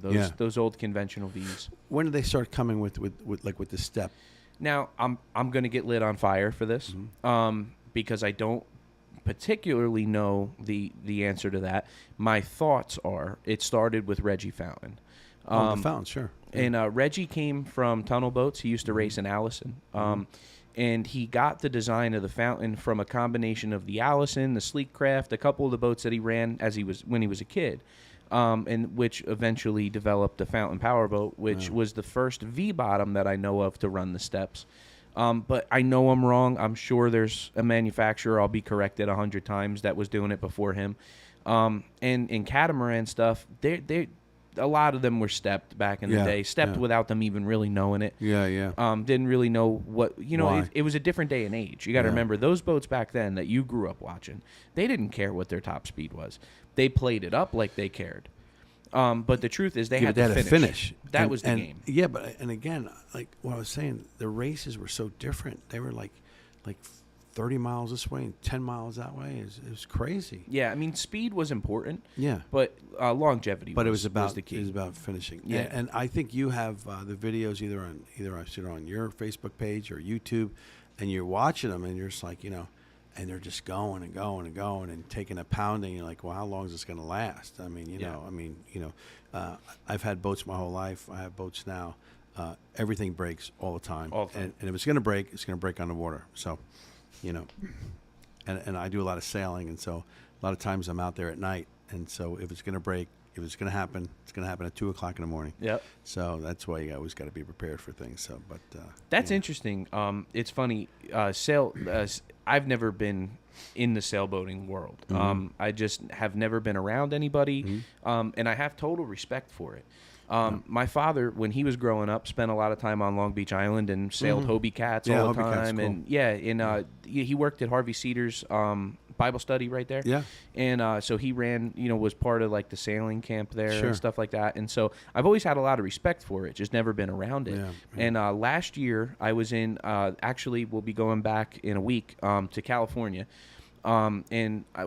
It's kind of a crazy story, but I'm fascinated with marine life. That's part of my life. You mean with like fish and stuff? Okay. Fish. I mean, you own a marina, so that's what I thought you meant. Okay. Well, we travel the world. Growing up, marine life is cool. Growing up, before we had boat racing, we had our main trips, and we would take our pleasure boat. We had a 34 Scarab Super Sport. Nice. And we would take that up to Bar Harbor, Maine, and go watch the whales. How great is that? Every year, that's what we would do, and I just fell in love with that. It's an amazing experience that you had that. Yeah, and what's cool is sometimes I get people that want to come up to us about boat racing and like bash me over what we do to the wildlife. And I have to slow them down. What do you do to wildlife? Well, I have to slow them down and explain to them that I don't know if you understand this, but I have a deep passion for marine wildlife, and I would never let anything happen. Yeah. And to date, I don't know of any incidents that have ever happened with race boats and major marine life. But anyway, so we were going to California, and we were going there to get on a boat in San Diego, which was going to take us down to Mexico, do our passport stuff, and then shoot out to Guadalupe Island, which is 230 miles off the coast of Mexico, and cage dive with great whites. And awesome. Unfortunately, COVID shut that down. But we decided to do the trip anyway. And so we spent the 2 weeks traveling California. I have never seen anything so beautiful in my life. Just the coastline of California is to die for. But and you have a lot of wildlife out there, too. Wildlife. Beautiful. Unbelievable. Unbelievable. I am blown away with what you can see in one day, let alone 2 weeks. But what I was also blown away by is their sailing culture. So the whole time I was there, I am used to, I don't think a day has ever gone by where I didn't hear a big block fire up. Yeah. You know what I mean? That's been my life forever. So we're walking around in California, and I'm like, jonesing for something cool. Give me a sound. Give me a sound. How about a Harley or something? Something, some kind of noise. And so I was kind of having this conversation with my mom and my aunt, and as somebody was walking by, we were standing in front of a whale watching place, and next door is like the world's largest sailing catamaran or something, right? Racing catamaran, sorry. And so they hear me kind of say that, and they go, well, you just don't know what you're looking at. And they start explaining to me this sailboat that we're looking at. Now, to me, it just looks like a giant ship in a bottle. How old was it? Do you know? I don't.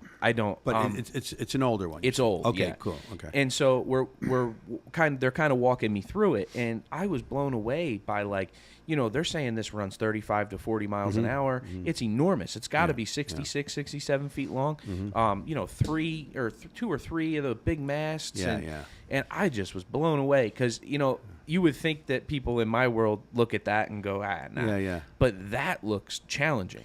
Yeah, it is challenging. And I don't know what boat that was, but any boat that says that 25 to 30 knots is moving.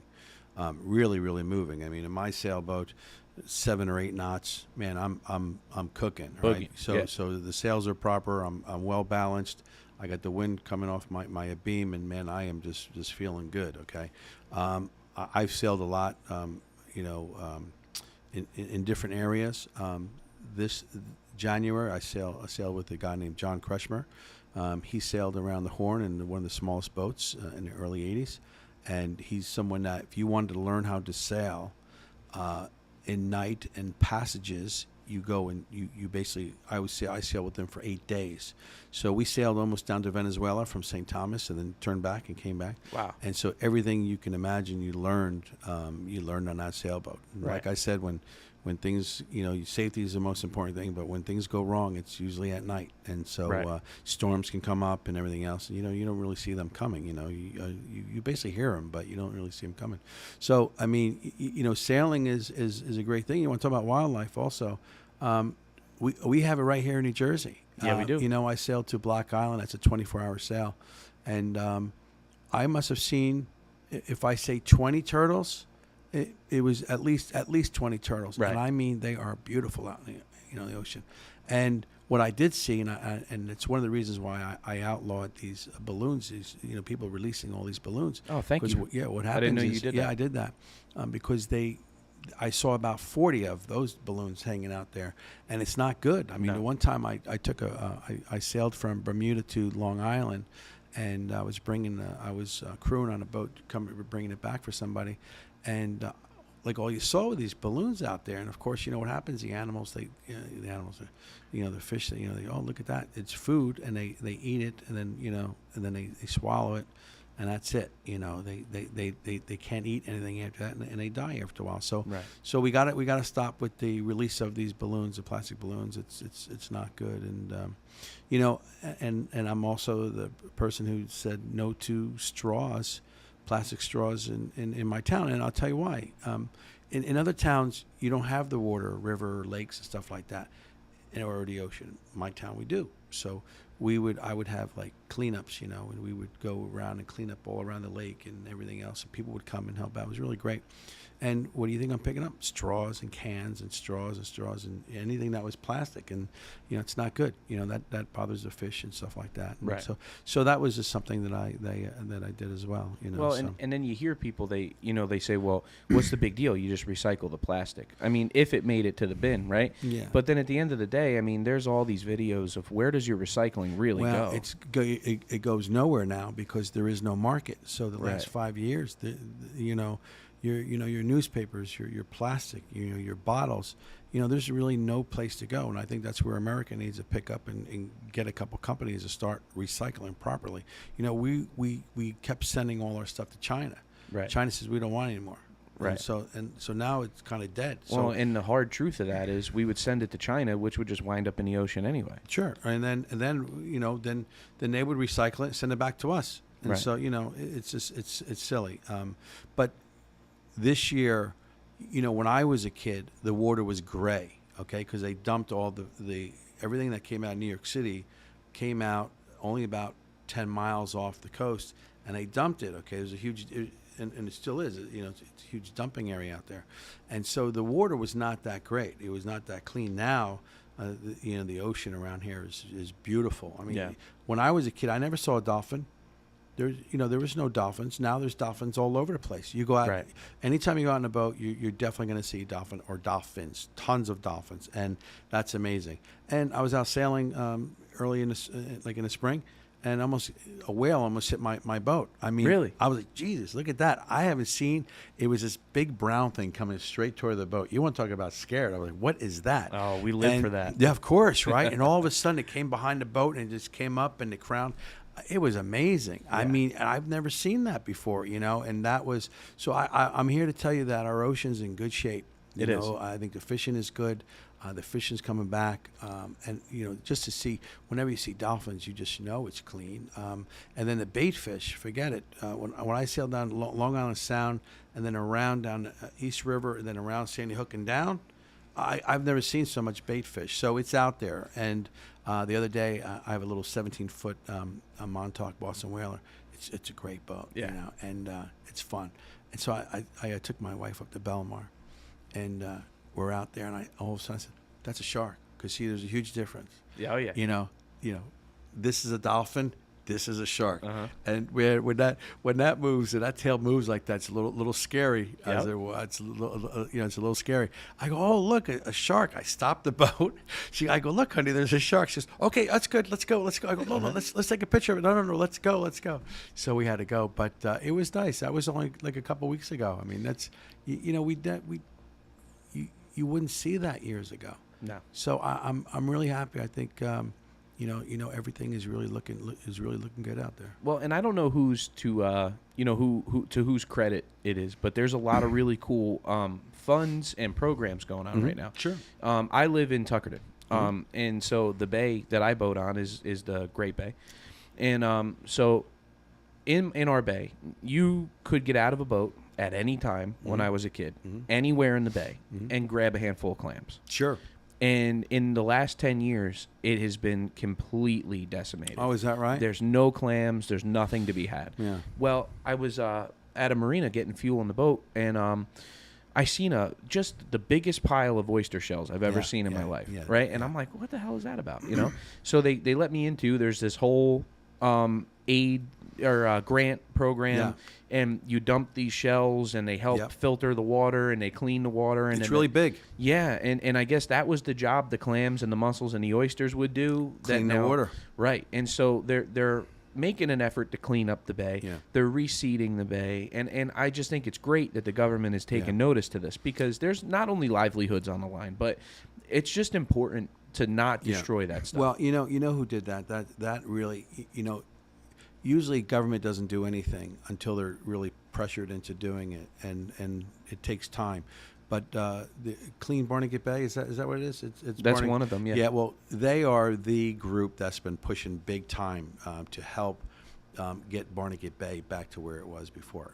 And really what happened a lot, they helped pass legislation because a lot of people were out like seeding their lawns and stuff like that. And if you ride up and down, the runoff was amazing, and it's literally killing the Barnegat Bay. And so they passed legislation to reduce that. So that's really worked out well.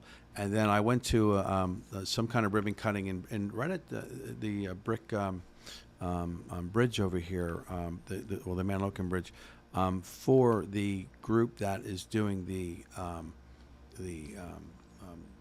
clams or whatever it is, but they got something going on there, and they're really trying to bring that back. So that there's a lot of programs that are going on, but the Clean Barnegat Bay or Barnegat Bay group, I'm trying to think. Well, the woman who runs that, her husband's a fisherman, Britt Wenzel. So Brick I went to school with, and his wife I went to school with as well. She runs like a Clean Barnegat Bay, and they're just doing an amazing job. She does an amazing job, and basically she gets, she basically educates the public officials, who later on say, okay, we really need to take hold of this and do the right thing. Here in this area, from Brick all the way up north and south, it's $8 billion a year when it comes to basically raising funds for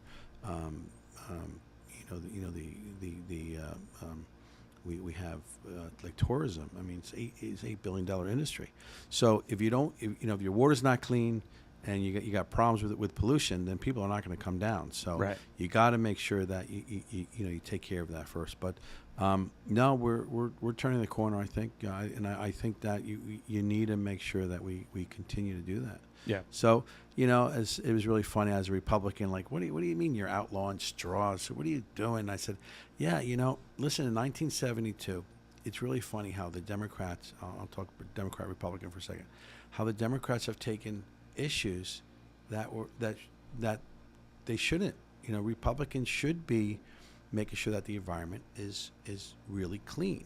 There's ways of doing it. So I think there's issues there that Republicans really need to step up. And I think what you see now, Republicans here in Ocean County, especially at the county freeholder positions, they're starting to say, hey, we really need to worry about the Barnegat Bay. So I'm happy to see that. Yeah. But I've always been interested in, like, I have a few friends I hang out with quite a bit that are, they're a bit more political than I am, but I talk with them a lot. And the big thing over the last couple of years has been the whole two-party system and how it doesn't work. Yeah.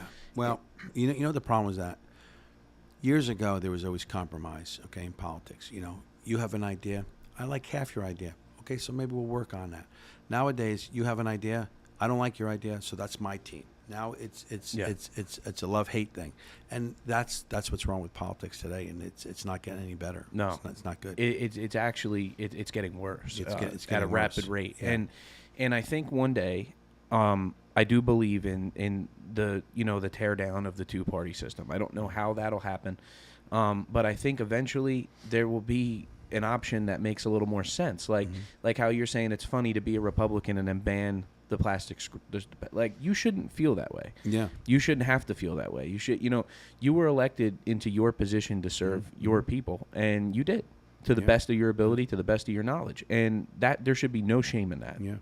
Zero. No, you're right. And I had Governor Murphy, and a lot of people don't like him. I think he's a great guy. I don't agree with his policies, but I do like him as a person.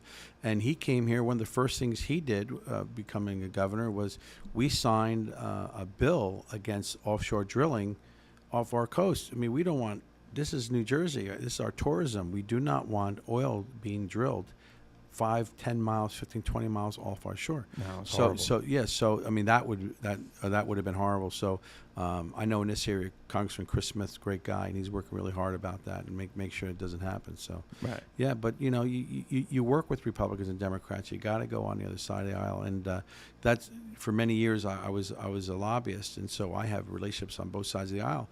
And I don't really care whether you're R&D. If you want to do the right thing, it's good. So some Republicans who don't live near, like I said, oceans and lakes and rivers and stuff like that, or streams, they don't understand why I did what I did. But the bottom line is I did because I see it every day, right? And there's no reason for it. So, if we can make a stand, we did, and it worked out well. It's such an interesting thing. It's politics seem like a very simple thing when you think about it, but it's not. No, it's not. It's such a it's almost like you're when they say wearing a lot of hats, like you're wearing a lot of hats, man. It's, well, like you're dealing with everyone's agenda. Okay, so you have an agenda, I have an agenda, and this is how it's going to be.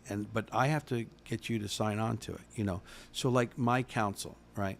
I had all kinds of ideas to do certain things.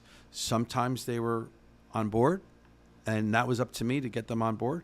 And sometimes they said, no, we just don't want to be on board, and that's it. So you have to have people. Everyone has to have a say in something, and then at the end of the day, if you have the votes to push your agenda, great.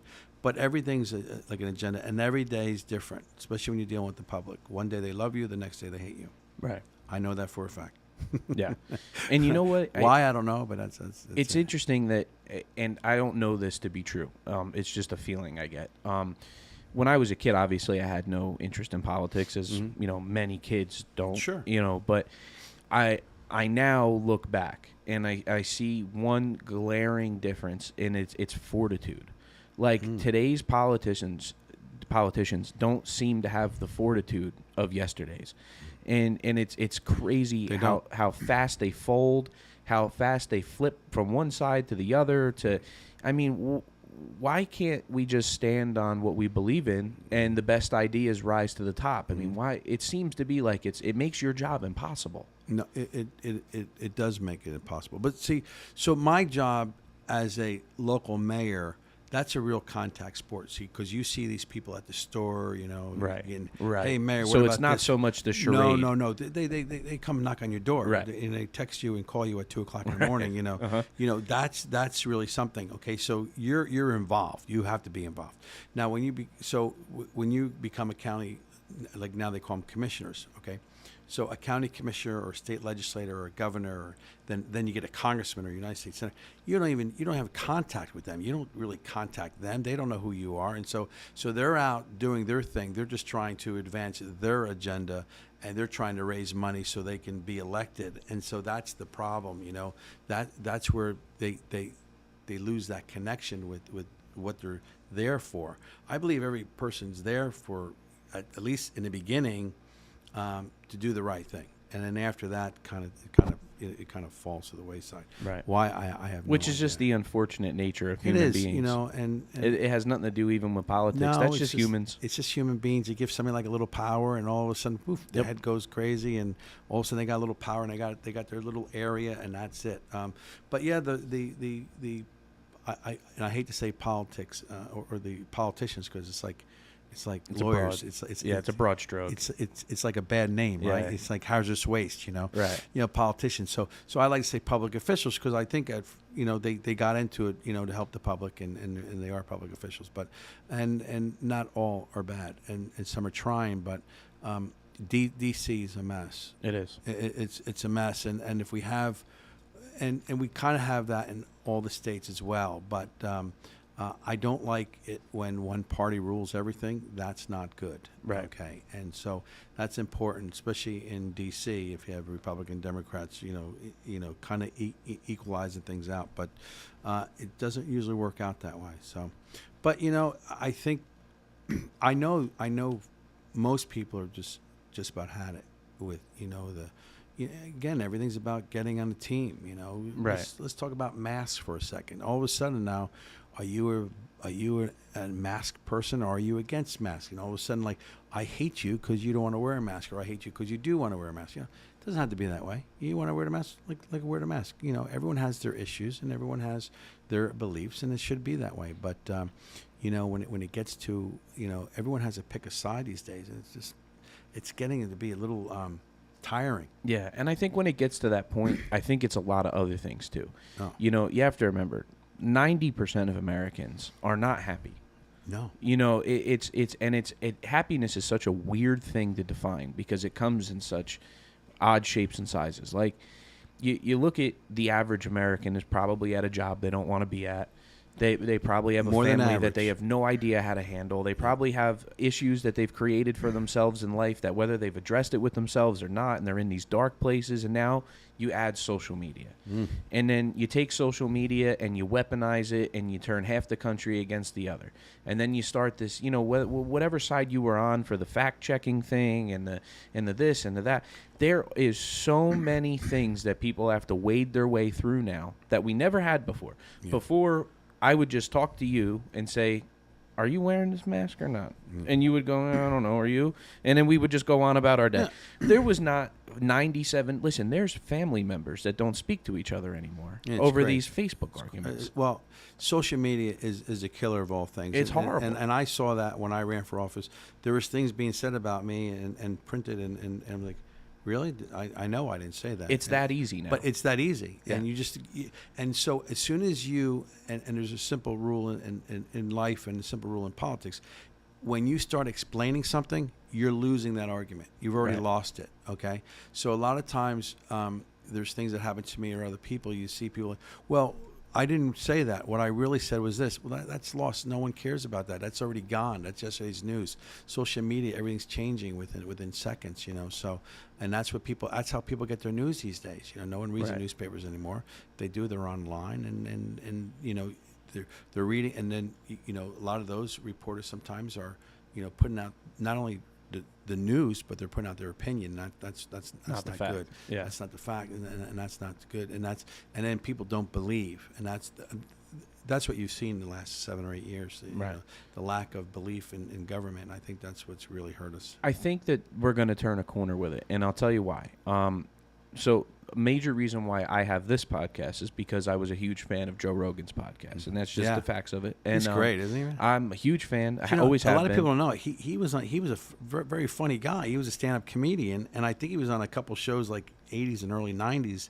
And he was a funny guy. He was on a sitcom for many, many years. And Yeah. so it's amazing. News how- radio. Yeah, that's right. And so I like that. I was a huge fan of Rogan because I'm a fight fan. Yeah. If I had to pick a sport to put my heart in, it Yeah. would be MMA. Yeah. And before that, football, just because there wasn't sure. MMA. And so I knew him from that, and I never knew he had a podcast. And actually, the way I got turned on to it was, I had gotten turned on to it a little earlier, but the way I really fell in love with it was he had Tulsi Gabbard on his show, who Yeah. was a presidential candidate for the DNC, and which I like her. I do too, a lot. Yeah, And she was in the military. yes, and so she was on the show with Jocko Willink, who's another just powerhouse figure, and so I believe he was a Green Beret or a Ranger. I'm gonna mess that up, but I'm not super familiar with Jocko. But so anyway, I know that Jocko is a huge Republican Trump supporter at the time. I know that Tulsi is trying to fight for the Democrat Party's nod, and she's getting nowhere, and it's just so You know weird why to she didn't me. get anywhere? Because a lot of times she took Republican positions. Yeah. Because she, not only was she in the military, but she was kind of using her head basically, not just saying, well, everyone's in the box, all right? Oh, you're a Democrat, you got to vote this way. You're Republican, you have to vote this way. Years ago there was conservative Republicans, moderate Republicans, and even like in Texas they call them blue dogs. They're conservative Democrats, Right. Not, and then there's some liberal Democrats. So everyone had their own little boxes. Now there's only two boxes. Yep. And that's not good. No. And so I watched that, and then later on he had Bernie Sanders on. Yeah. And now I'm as transparent as the day is long. I am the opposite of a Bernie supporter. Of course. And but I watched it because one thing that was like the weirdest thing in the world to me was I've never heard a politician talk for longer than 30 seconds. Yeah. It's always like this quick, like there's 15 other people on the stage, you got 20 seconds, go. Yeah. Right? And now all of a sudden, Rogan just gave you 4 hours. Yeah. And so I was like, you know what? I got to do this. I just sat and I just listened to the whole thing. And would I ever vote for Bernie Sanders now? No, absolutely not. But I have a much better idea of where the guy was coming from. Well, I mean, look, the guy, if I stood up in a room and I said the things that Bernie Sanders said, they say, get this guy out of here, right? Yeah. So when I heard him first speak, first of all, he was a Burlington, Vermont mayor, did a great job there, and I think he was a senator. And he's independent, but he sits in the caucus of the Democrats right down in D.C. So when I first heard him, this was 2016 when he first ran, I was like, you got to be kidding me. This guy wants free this, free. There's no way. And you know what? Almost half the country said, "Oh, we love Bernie Sanders." I couldn't believe it. Yeah. He was giving everything away, raising. You know what? The funny thing is, when there's over 1 million more Democrats in the state of New Jersey than Republicans. When Governor Murphy, when he was running the first time, what he was pushing for was, I'm going to raise your taxes, and I'm going to promise you like legal marijuana. That was his two big issues, Right. And I'm like, you got to be kidding me. And people love him. And like I said, I do like the guy. His policies I don't, but he's always been very, very friendly to me in my town of Point Pleasant Beach. But the problem with that is, what the marijuana thing is about. It's money. So to me, right, I don't ever. And now listen, Murphy is a governor, right, and so very coveted position. But I never want to hear from a presidential candidate their stance on marijuana. I don't want to hear it. I don't want to hear your stance on free college. I don't want to hear your stance on any of this. I want to hear, how are we going to fix the Middle East? I want to hear, how are we going to address real-time problems? I don't want my president, which is pretty abysmal at the moment, in my opinion, but you see this sea of just nonsense and that term political theater and charades, and it is horrible. I don't want this. So I'm watching this podcast that Rogan's doing with Tulsi Gabbard, and I'm like falling out of my chair. I'm like, finally, I'm not a Democrat, but I'm watching this Democrat. Yeah, but you shouldn't watch it because what she was saying most of the time, she was making a lot of sense.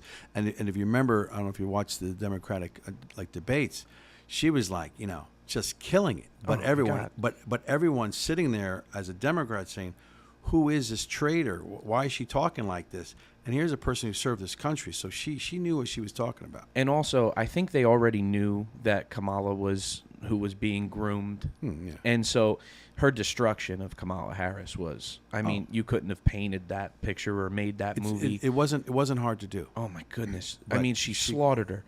And when she got the nod, I remember thinking to myself, like, how did a woman in Tulsi Gabbard go on stage in front of her own party and dismantle their clear champion, right? Yeah. Who has the gall to do that?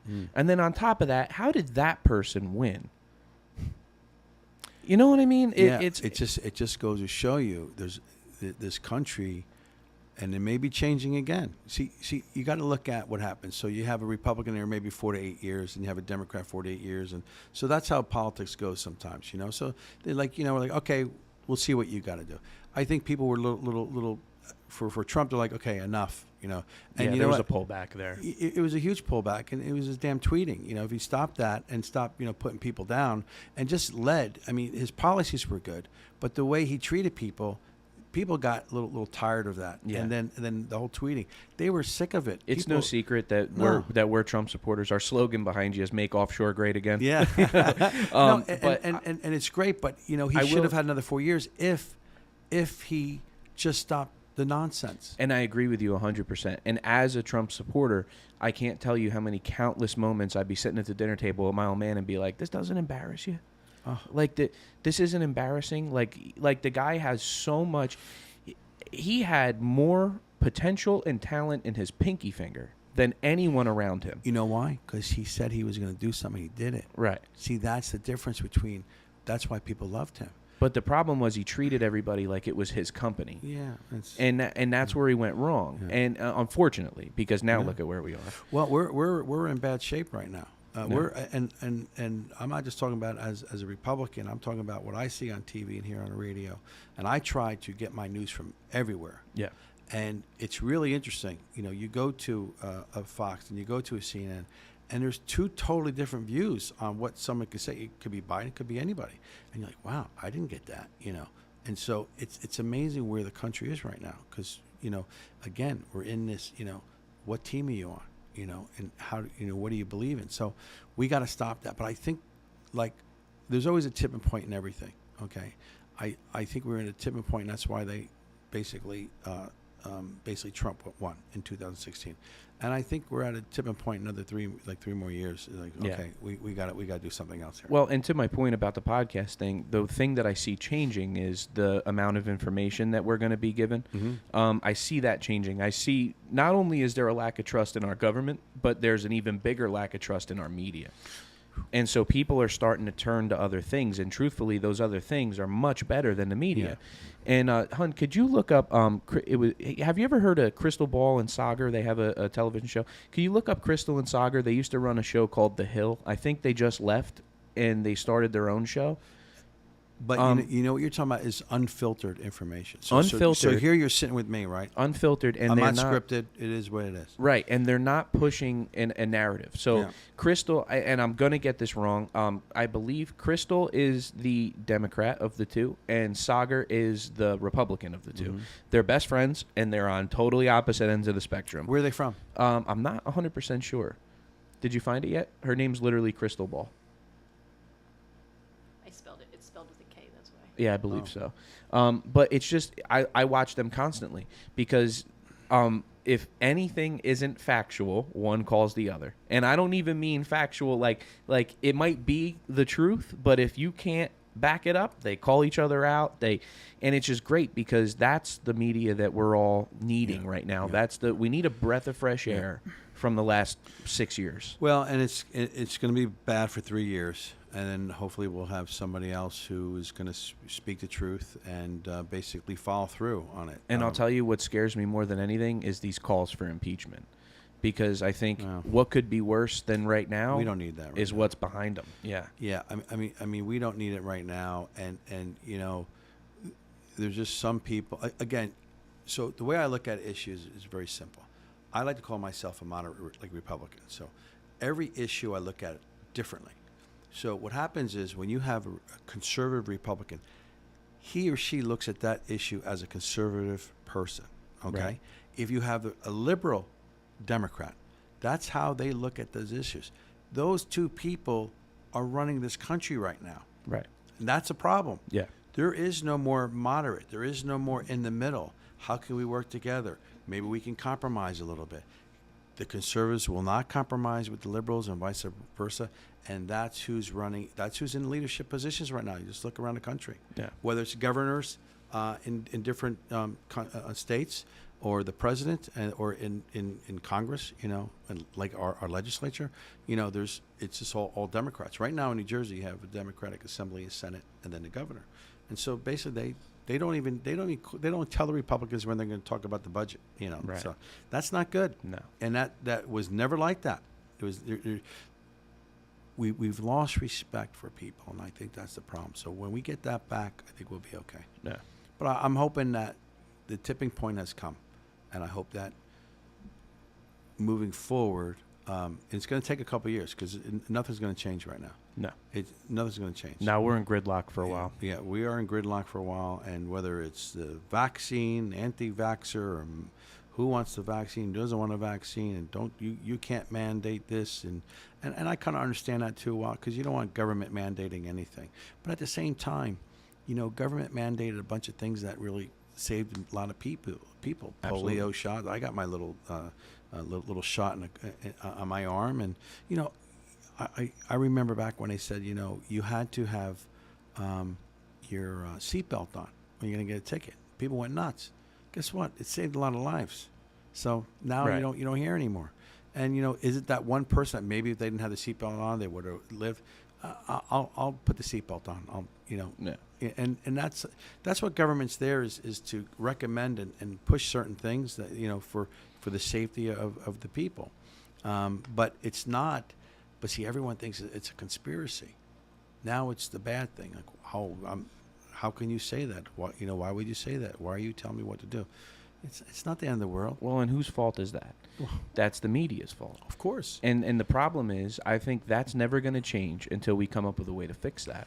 And the scary thing is, okay, and one thing I hated, and I don't hate many things, when they censored Trump, when they took his Twitter, That's when they took his ridiculous. Facebook, here's the problem. If they can do that to him, they can do that to anybody. That's a problem. And that is censorship, and that is not what this country stands for. And the other problem with it is, okay, so then how do you fix your media problem? How do you put a chokehold on that and get it back to reality? Well, in my mind, it doesn't need censorship. It needs an audit. Mm-hmm. I think every story that should be published should have a whole backstory of where they acquired the information and where enough of these moles and the whistleblower, which never exists. Yeah. And you know what? Who is it? Come on out and tell us. Right. Where What are you found scared that. of? Are you I telling know. the truth? No. And so I think there's a lot of things that have to change, but I think we're moving in the right direction. I think what you're seeing, and especially in the last few weeks, you had, and I'll say what it is. It was a liberal media, and they push a narrative, and they push Biden, they push the Democratic policies and stuff, and they're starting to see things backfire a little bit and say, what did we do here? Maybe we went a little too far, because that was the hate for Trump. So no matter what they could have, they hated Trump so much. And they didn't know that when half the country was burning down. Well, isn't it insane how fast people forget? Yeah. I mean, it's like we were It going. was only a year ago, We were talking about trying to travel around the country just for picking stuff, like go buy a boat or go just do normal stuff. I wasn't driving down 95 or getting stuck in one of those traffic jams or fighting for my life and I couldn't believe that the government was just allowing that to happen.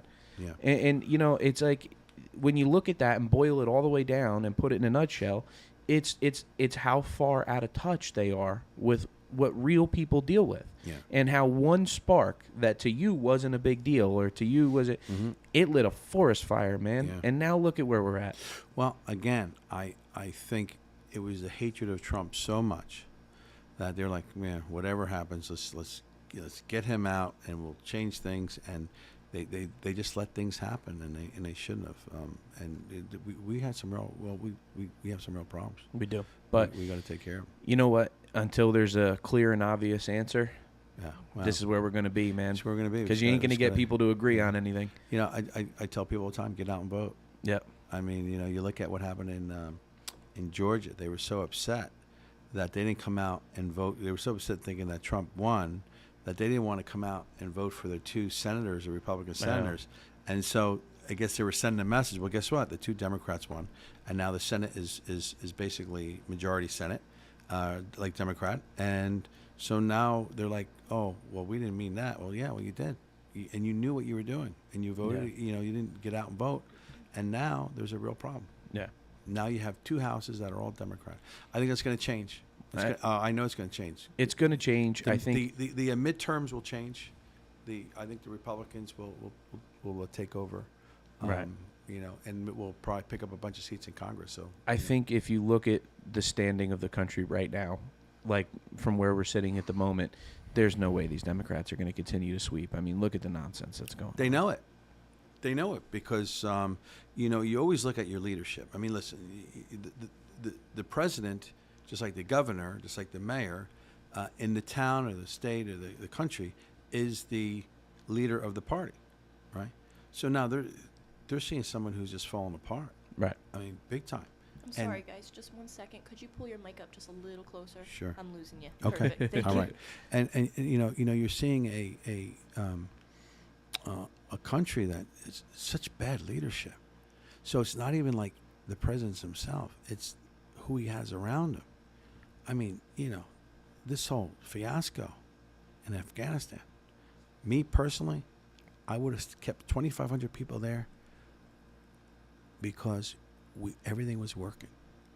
I talked to a person who trained most of the people at the United States embassies. It's a good friend of mine, lives here in Point Beach.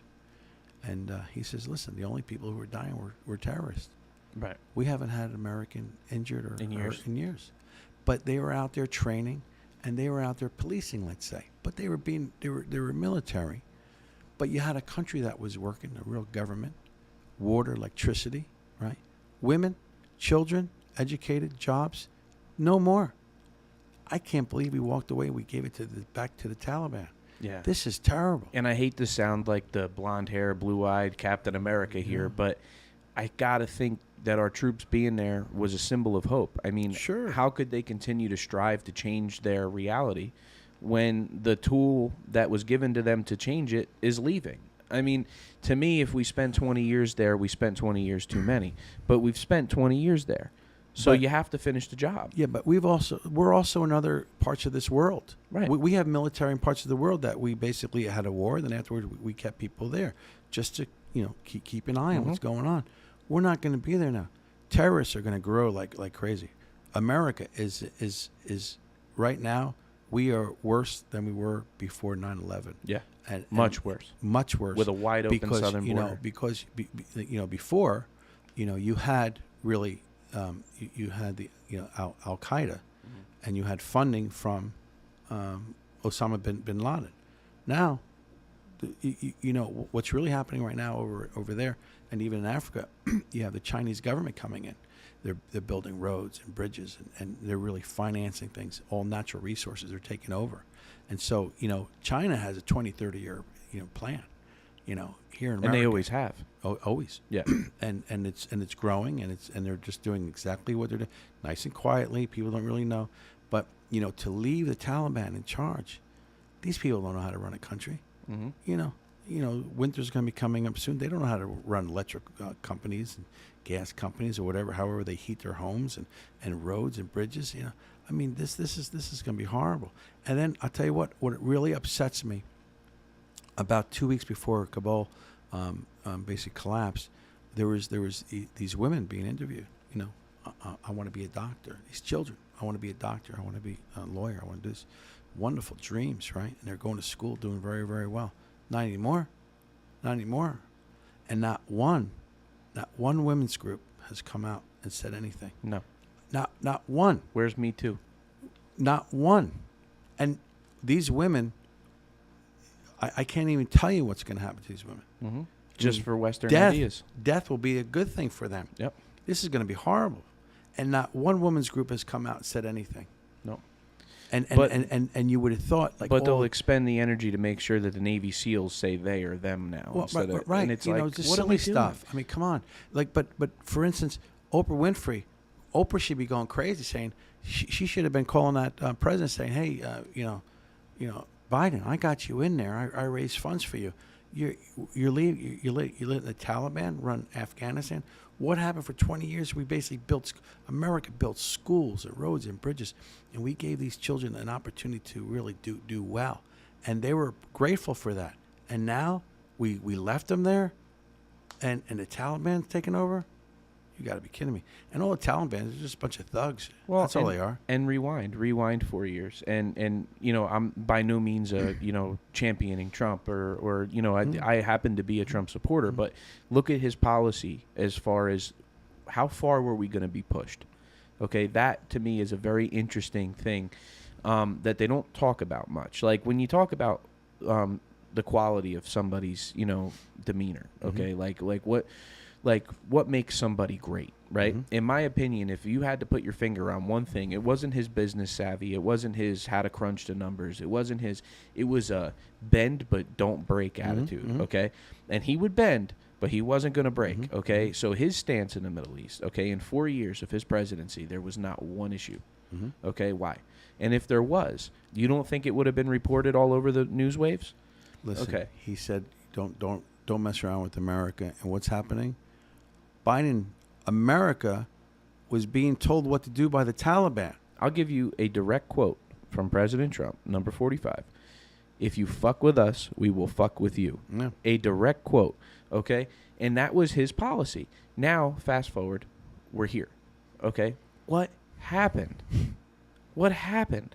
There was a Nobel Peace Prize up for, he was up for a Nobel Peace Prize for which really wasn't any result of his own, which unfortunately, but whatever was, I think that was Jared Kushner or whoever was broker in those deals. But, I'm not saying we were at the promised land. I'm not even saying we were in the driveway, but we were on the road. We were going down the road. And now, I mean, we're 50 years ago like this. No, we are in really bad shape. The United States looks very weak, and we are always a giver. We give. We're the first country to be out there to help whatever, anything. Give, military, protection, and what we did. I've been looking at the news for the last couple of weeks. I just can't believe it, and then 13 of our heroes die. They're out there patting people down. They were told something was going to happen. And you said, okay, go out there and pat people down. Thousands of people lined up in. I don't know if you've ever seen it. It's like a trench. Okay, Yeah. That's where water runs. The road's here, and then the airport, and they were all lined up. And our military's down there patting people down and let them in. Look at their papers. No way. Bad. For the military to do what they did. The planning. I mean, come on. Well, and that's the other thing. They know better than this. Everybody wants to point their finger at Biden, but not for nothing. He didn't make that call. Well, he made a bunch of calls. He overruled a couple people. It's going to come out that, they were told, hey, we should do this, and this. He says, nope, we're out. And I understand where Trump and Biden are saying, let's get out. It's 20 years. But we didn't get out in other countries, and now we just let the Taliban take over again. Right. And you know what? You could say whatever you want. Let them do whatever they want. No. They're coming here. Yeah. See, we haven't had anything in 20 years. We haven't had any bad events. There's a reason for that. Fight the fight over there, not here. Right. And now we've just we let out 5,000 prisoners. Yeah. How about Obama with the guy who's the head of the Taliban right now? That was his Bo. He was at Gitmo. Yeah. He was at Gitmo. They let him go, it was the deal that how much money did they give? And for over $1 billion for that one guy. What was it, Bo something or? Oh yeah, that was something astronomical. Yeah, it was some kind of a trade. Yeah, and then you talk to the military guys that were in his unit. It says, no way, he left the unit, he walked away, and then 2 people died going to get him, trying to save him. And so now this guy's a hero, and he comes back to America. And Biden, Obama got him back, and I forget how much money it was. It was like a crate load. Yeah, and it had to be cash. Right. And now here's the other thing. When did we start negotiating with terrorists? We don't negotiate. We're not supposed to. There's a reason why we champion our service members, man, because they are unbelievable. And, not for nothing, but how is nobody looking at the situation in the Middle East and then also looking at the southern border and going, maybe this is adding up to be a big problem? We have a big problem. And Biden, But make sure you wear your mask. Yeah. And get your vaccination. But also, we're saying one thing and we're letting other people do something else. So we have a major problem with the southern border. I mean, it's you talk to some of the people who are working there on a day to day, even living in the area, like we've never seen it like this. This is not good. So, he has a lot of problems on his hand. I know the wall seemed like a ridiculous thing when it first came out, but aren't you seeing it now? I mean, aren't people looking around going, maybe that wall was a smart thing? Listen, see, this is why people hate politicians, because years ago, Biden, Kamala Harris, Clinton, Obama. The wall's great. We need the wall. We need the wall. Trump said, let's do a wall. They go, oh, no, it's a bad thing. Right. And so now the wall's a bad thing. No, because the wall works. And what was it going to cost? I believe the figure was $1 billion, right? That was what was reported. We just left 10 times that in Afghanistan. Yeah, we left it there. Left it there. Because it doesn't matter, right? But the $1 billion it would have took to finish the wall, Well, I mean, come on. If I'm a military guy, which I'm not, and I praise them big time, if I'm watching the news and I see one of these Taliban people in Kabul with an army jacket on, with our guns, I would be out of my mind. How about the Apache flying around with the dead body tied to it? I heard that's fake. It I could don't know. be. But at this point, who knows? And I'm upset about they left dogs behind, but I heard that's fake too. And I've heard, I've heard that. See, that's what I mean. You don't know. You don't know. Who You knows? don't know. See, that's social media. Social media is, and again, because you don't know really who to trust when you're watching the news. So you try to go to some social media, but at the same time, you can make things up in social media too. So I've seen that too. So it's just, It's crazy. All I ask people is just turn on different stations, and then kind of, the truth is probably in the middle somewhere. Right. You know what I mean? I have an aunt that if she's watching this, is pulling her hair out right now, and she is as conservative Republican as a conservative Republican gets. So she's going crazy at me right now. Like, oh my God. No. She's going crazy at me too, and I just try to remind her all the time, like, just take a deep breath, like, just live life, because it's going to pass you by. And you're going to be worrying about things that you can't change. You know what? We've become a very angry nation. Yeah. We're angry. Just breathe. I mean, people race a boat. Yeah, go. Go have some fun. Do something. Play with your dog, for God's sakes. I mean, people who were, running on the Capitol, that was horrible. And they're angry. That was disgusting. I'm like, they look like, and of course they're all white. I'm like, what the hell are you angry about? The whole thing is disgusting. What's going on? No one's bothering you. Just cut it out. I understood that they thought that the election was stolen, and listen, maybe it was, maybe it wasn't. Who knows? Every election has issues. Right. Even in a little town. I think this 15 people voted. Like, they're not even from our town, but somebody filled out their thing. Okay, you deal with it. It happens all the time. It is what it is. But for these people to be down there and to be like, going after these people, like, wanting to kill and like jumping up on the wall to get into the Capitol, they're angry. I don't know where they get. I don't know why they're so angry, but it's just crazy. And it's gross because there's so many different ways to look at that day. Yeah. There's so many different ways. Like, I'm probably one of the few Trump supporters I know that will hold him accountable for that day. That I really think that there was no other outcome. What did you think was going to happen? What were you just trying to shove it up their ass? I mean, yeah, no, I don't know, because I saw what he said. Yeah, they're down there in the Capitol. They're going to put in this new president, whatever. Right. So he made a couple comments, but he didn't say go down there and rush the Capitol. No. And so he said he was going to I'll meet you down there. Yeah, he was going to go down there, and we were going to chant. And you know what? We're all going to walk down there. But what I saw was something totally different, outrageous for America. And also, it kind of seemed like the people that were doing it didn't seem like the same people that were there for the rally, if you ask me. And it didn't. Well, that's something too. And then cops just opened the gates and let them in the building. And to me, it's like, why even waste your time trying to figure it out? Well, what bothers me is that supposedly our military, the mayor of the town, the Capitol Police, they were told, something's going to happen here. So I think the people who showed up to, voice their concerns and walk to the Capitol was one group. And then I think there was another group that said, we're gonna get in there, we're gonna do what we can. And so you had that group, and I think some of the people were like so angry, like, yeah, let me go too, because you talk to so many people, like, geez, I was just sure. I was going with I didn't know what was going on. No doubt. And there was definitely a monkey see, monkey do thing there. And, And then also, you chalk it up to the typical knee-jerk reaction as well. The Democrats sent these, antagonizers to, and I'm like, come on. It could have very well been angry Republicans. But look at the size of the group. Look at those pictures. What was there? 1,500 people? Mm. There was over 1 million people in D.C. Mm. The actions of those 1,500 people did not speak to what the rest of the people were there for. Those people that did that were they're No. I don't even know what to even talk to. And then I it's don't know like- what to say about that. And then it's like, how far do you go? And then you look at some of the backgrounds of some of these people and Oh, the whole yeah, please. and the whole QAnon thing and how That's- silly that that's was. crazy and, stuff. And you know what truth is about QAnon? I've known about QAnon since 2013, 14. I don't know anything about it. I've known about it forever. It was always like a totally bogus conspiracy theory website. It was where all the foxholes led, all the rabbit holes led to. Well, is that the same group that says like September 11th really never happened? It was the government that did it or something like that. Right. It's crazy stuff. Listen, and they were always that.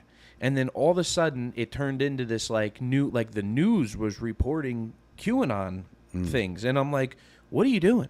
Like, this is like, you ever talk to a little kid and they're like, and I like the red truck, but the purple tires on my crayon. They have no idea what they're talking. Yeah. That's who we're taking our advice from. I don't know anything about them. Like It's great kid, but he has no idea what he's talking about. You know what I mean? Why are we taking advice Yeah, from we're him? gonna let him play in the corner. Crazy, man, crazy. No, it's really. First of all, it's funny how this has gone from That happens. boat racing to politics. You know what the beautiful thing This is about great. podcasting is? It doesn't matter. You can just, I love it. You go I anywhere love you it. want. No, this is great. But what time is it? It is 6:30. 6:30. All right, we're in. We're 2.5 hours in. Yeah. Is that right? Yeah.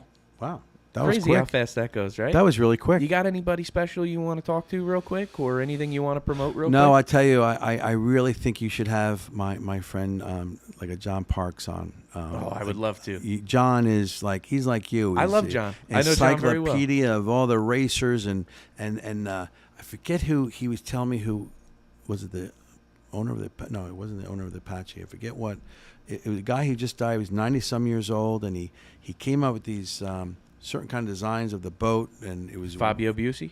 No.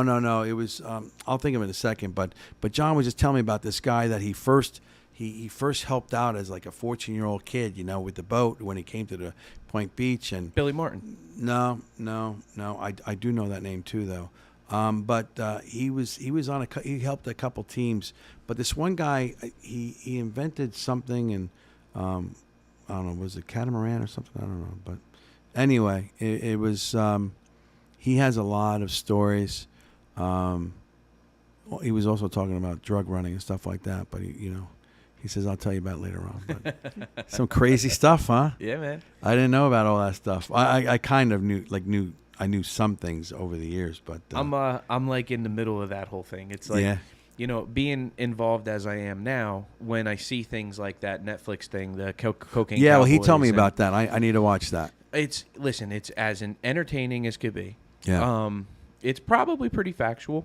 Yeah. But as somebody who currently upholds the sport, Yeah. I hate the way it makes us look. Yeah, that's not good. Because I don't know if anyone really even knows about all that stuff. I think it's hilarious. yeah. I love looking back. I mean, the stories are crazy. Was that more like the 80s, this stuff? Yeah. 70s, 80s. And 80s, you look at guys like Ben Kramer when he went to jail. He had one of his cronies flew a helicopter into the jail, tried to take off with Ben, except all the prisoners jumped on. And That's they crazy couldn't stuff. take off. I can't wait to see this. Great stories. Yeah. But the thing is, it's a very different sport today Yeah. than it was then. And unfortunately, when stuff like that comes out, when we go to some of these new opportunities and we get you're those guys. And it's like, no, man, that was so long ago. Those guys a long time ago. Yeah. I wouldn't worry about that. I don't. Oh, we still get it. Oh, you do? Oh, we still get it. Yeah. I do remember that, when the first year we were having some meetings and people come on, they're going to do drugs and they're going to drink and they're going to get in fights and they're really, really crazy people. And I was like, I hope not. And I go, Smitty, man, and then we had to come up with all right, no cooking out in the pits and stuff like that. And, right. because people who live in that area were worried about it. But it worked out great. You guys are fantastic. No, so. they're all good. Yeah, and it's they all police good. themselves. Yeah, They do. that's right. They police themselves. Because you know what? I think that happens. Somebody pulled in with a camper or something. They sort of go, no, you can't cook here, man. Yep. And so it worked.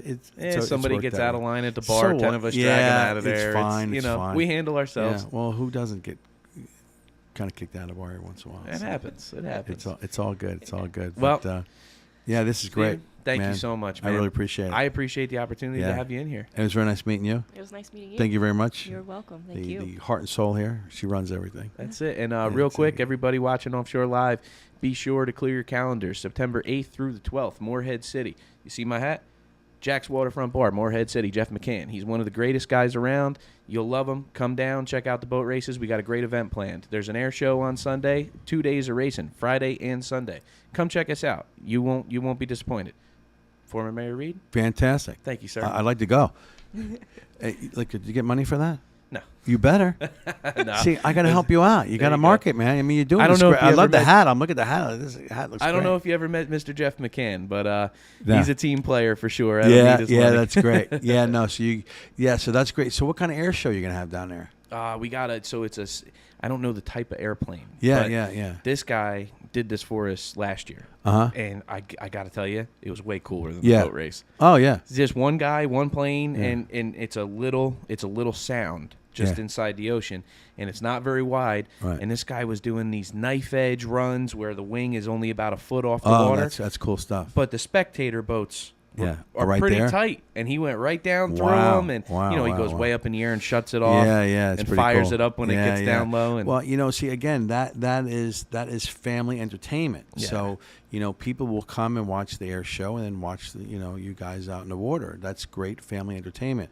And that was the one thing. And just real quick, to go back. What I wanted to do was bring family entertainment back to Point Pleasant Beach, and that's what was so exciting. That's exactly what you did. When I was there, my first time walking the street, and I walked it with my mom and my brother, my brothers, matter of fact. It brought back a lot of memories, and it was good for my mom to see all that. She really was somebody who did a lot of stuff for the town, and she was really excited about it, and she went up to a couple of the boats. She recognized them and stuff, and so that was really fun. But it was all, we had people with me who they were taking pictures, and they were young kids, and some of the drivers, hey, come on, you want to get in the seat? And they put them in the seat. And everything. So that's what it was all about. Yep. So you're going to turn on. These younger kids are going to be racers. That's what we call the farm club. Well, that's the farm club. That's what it's all about.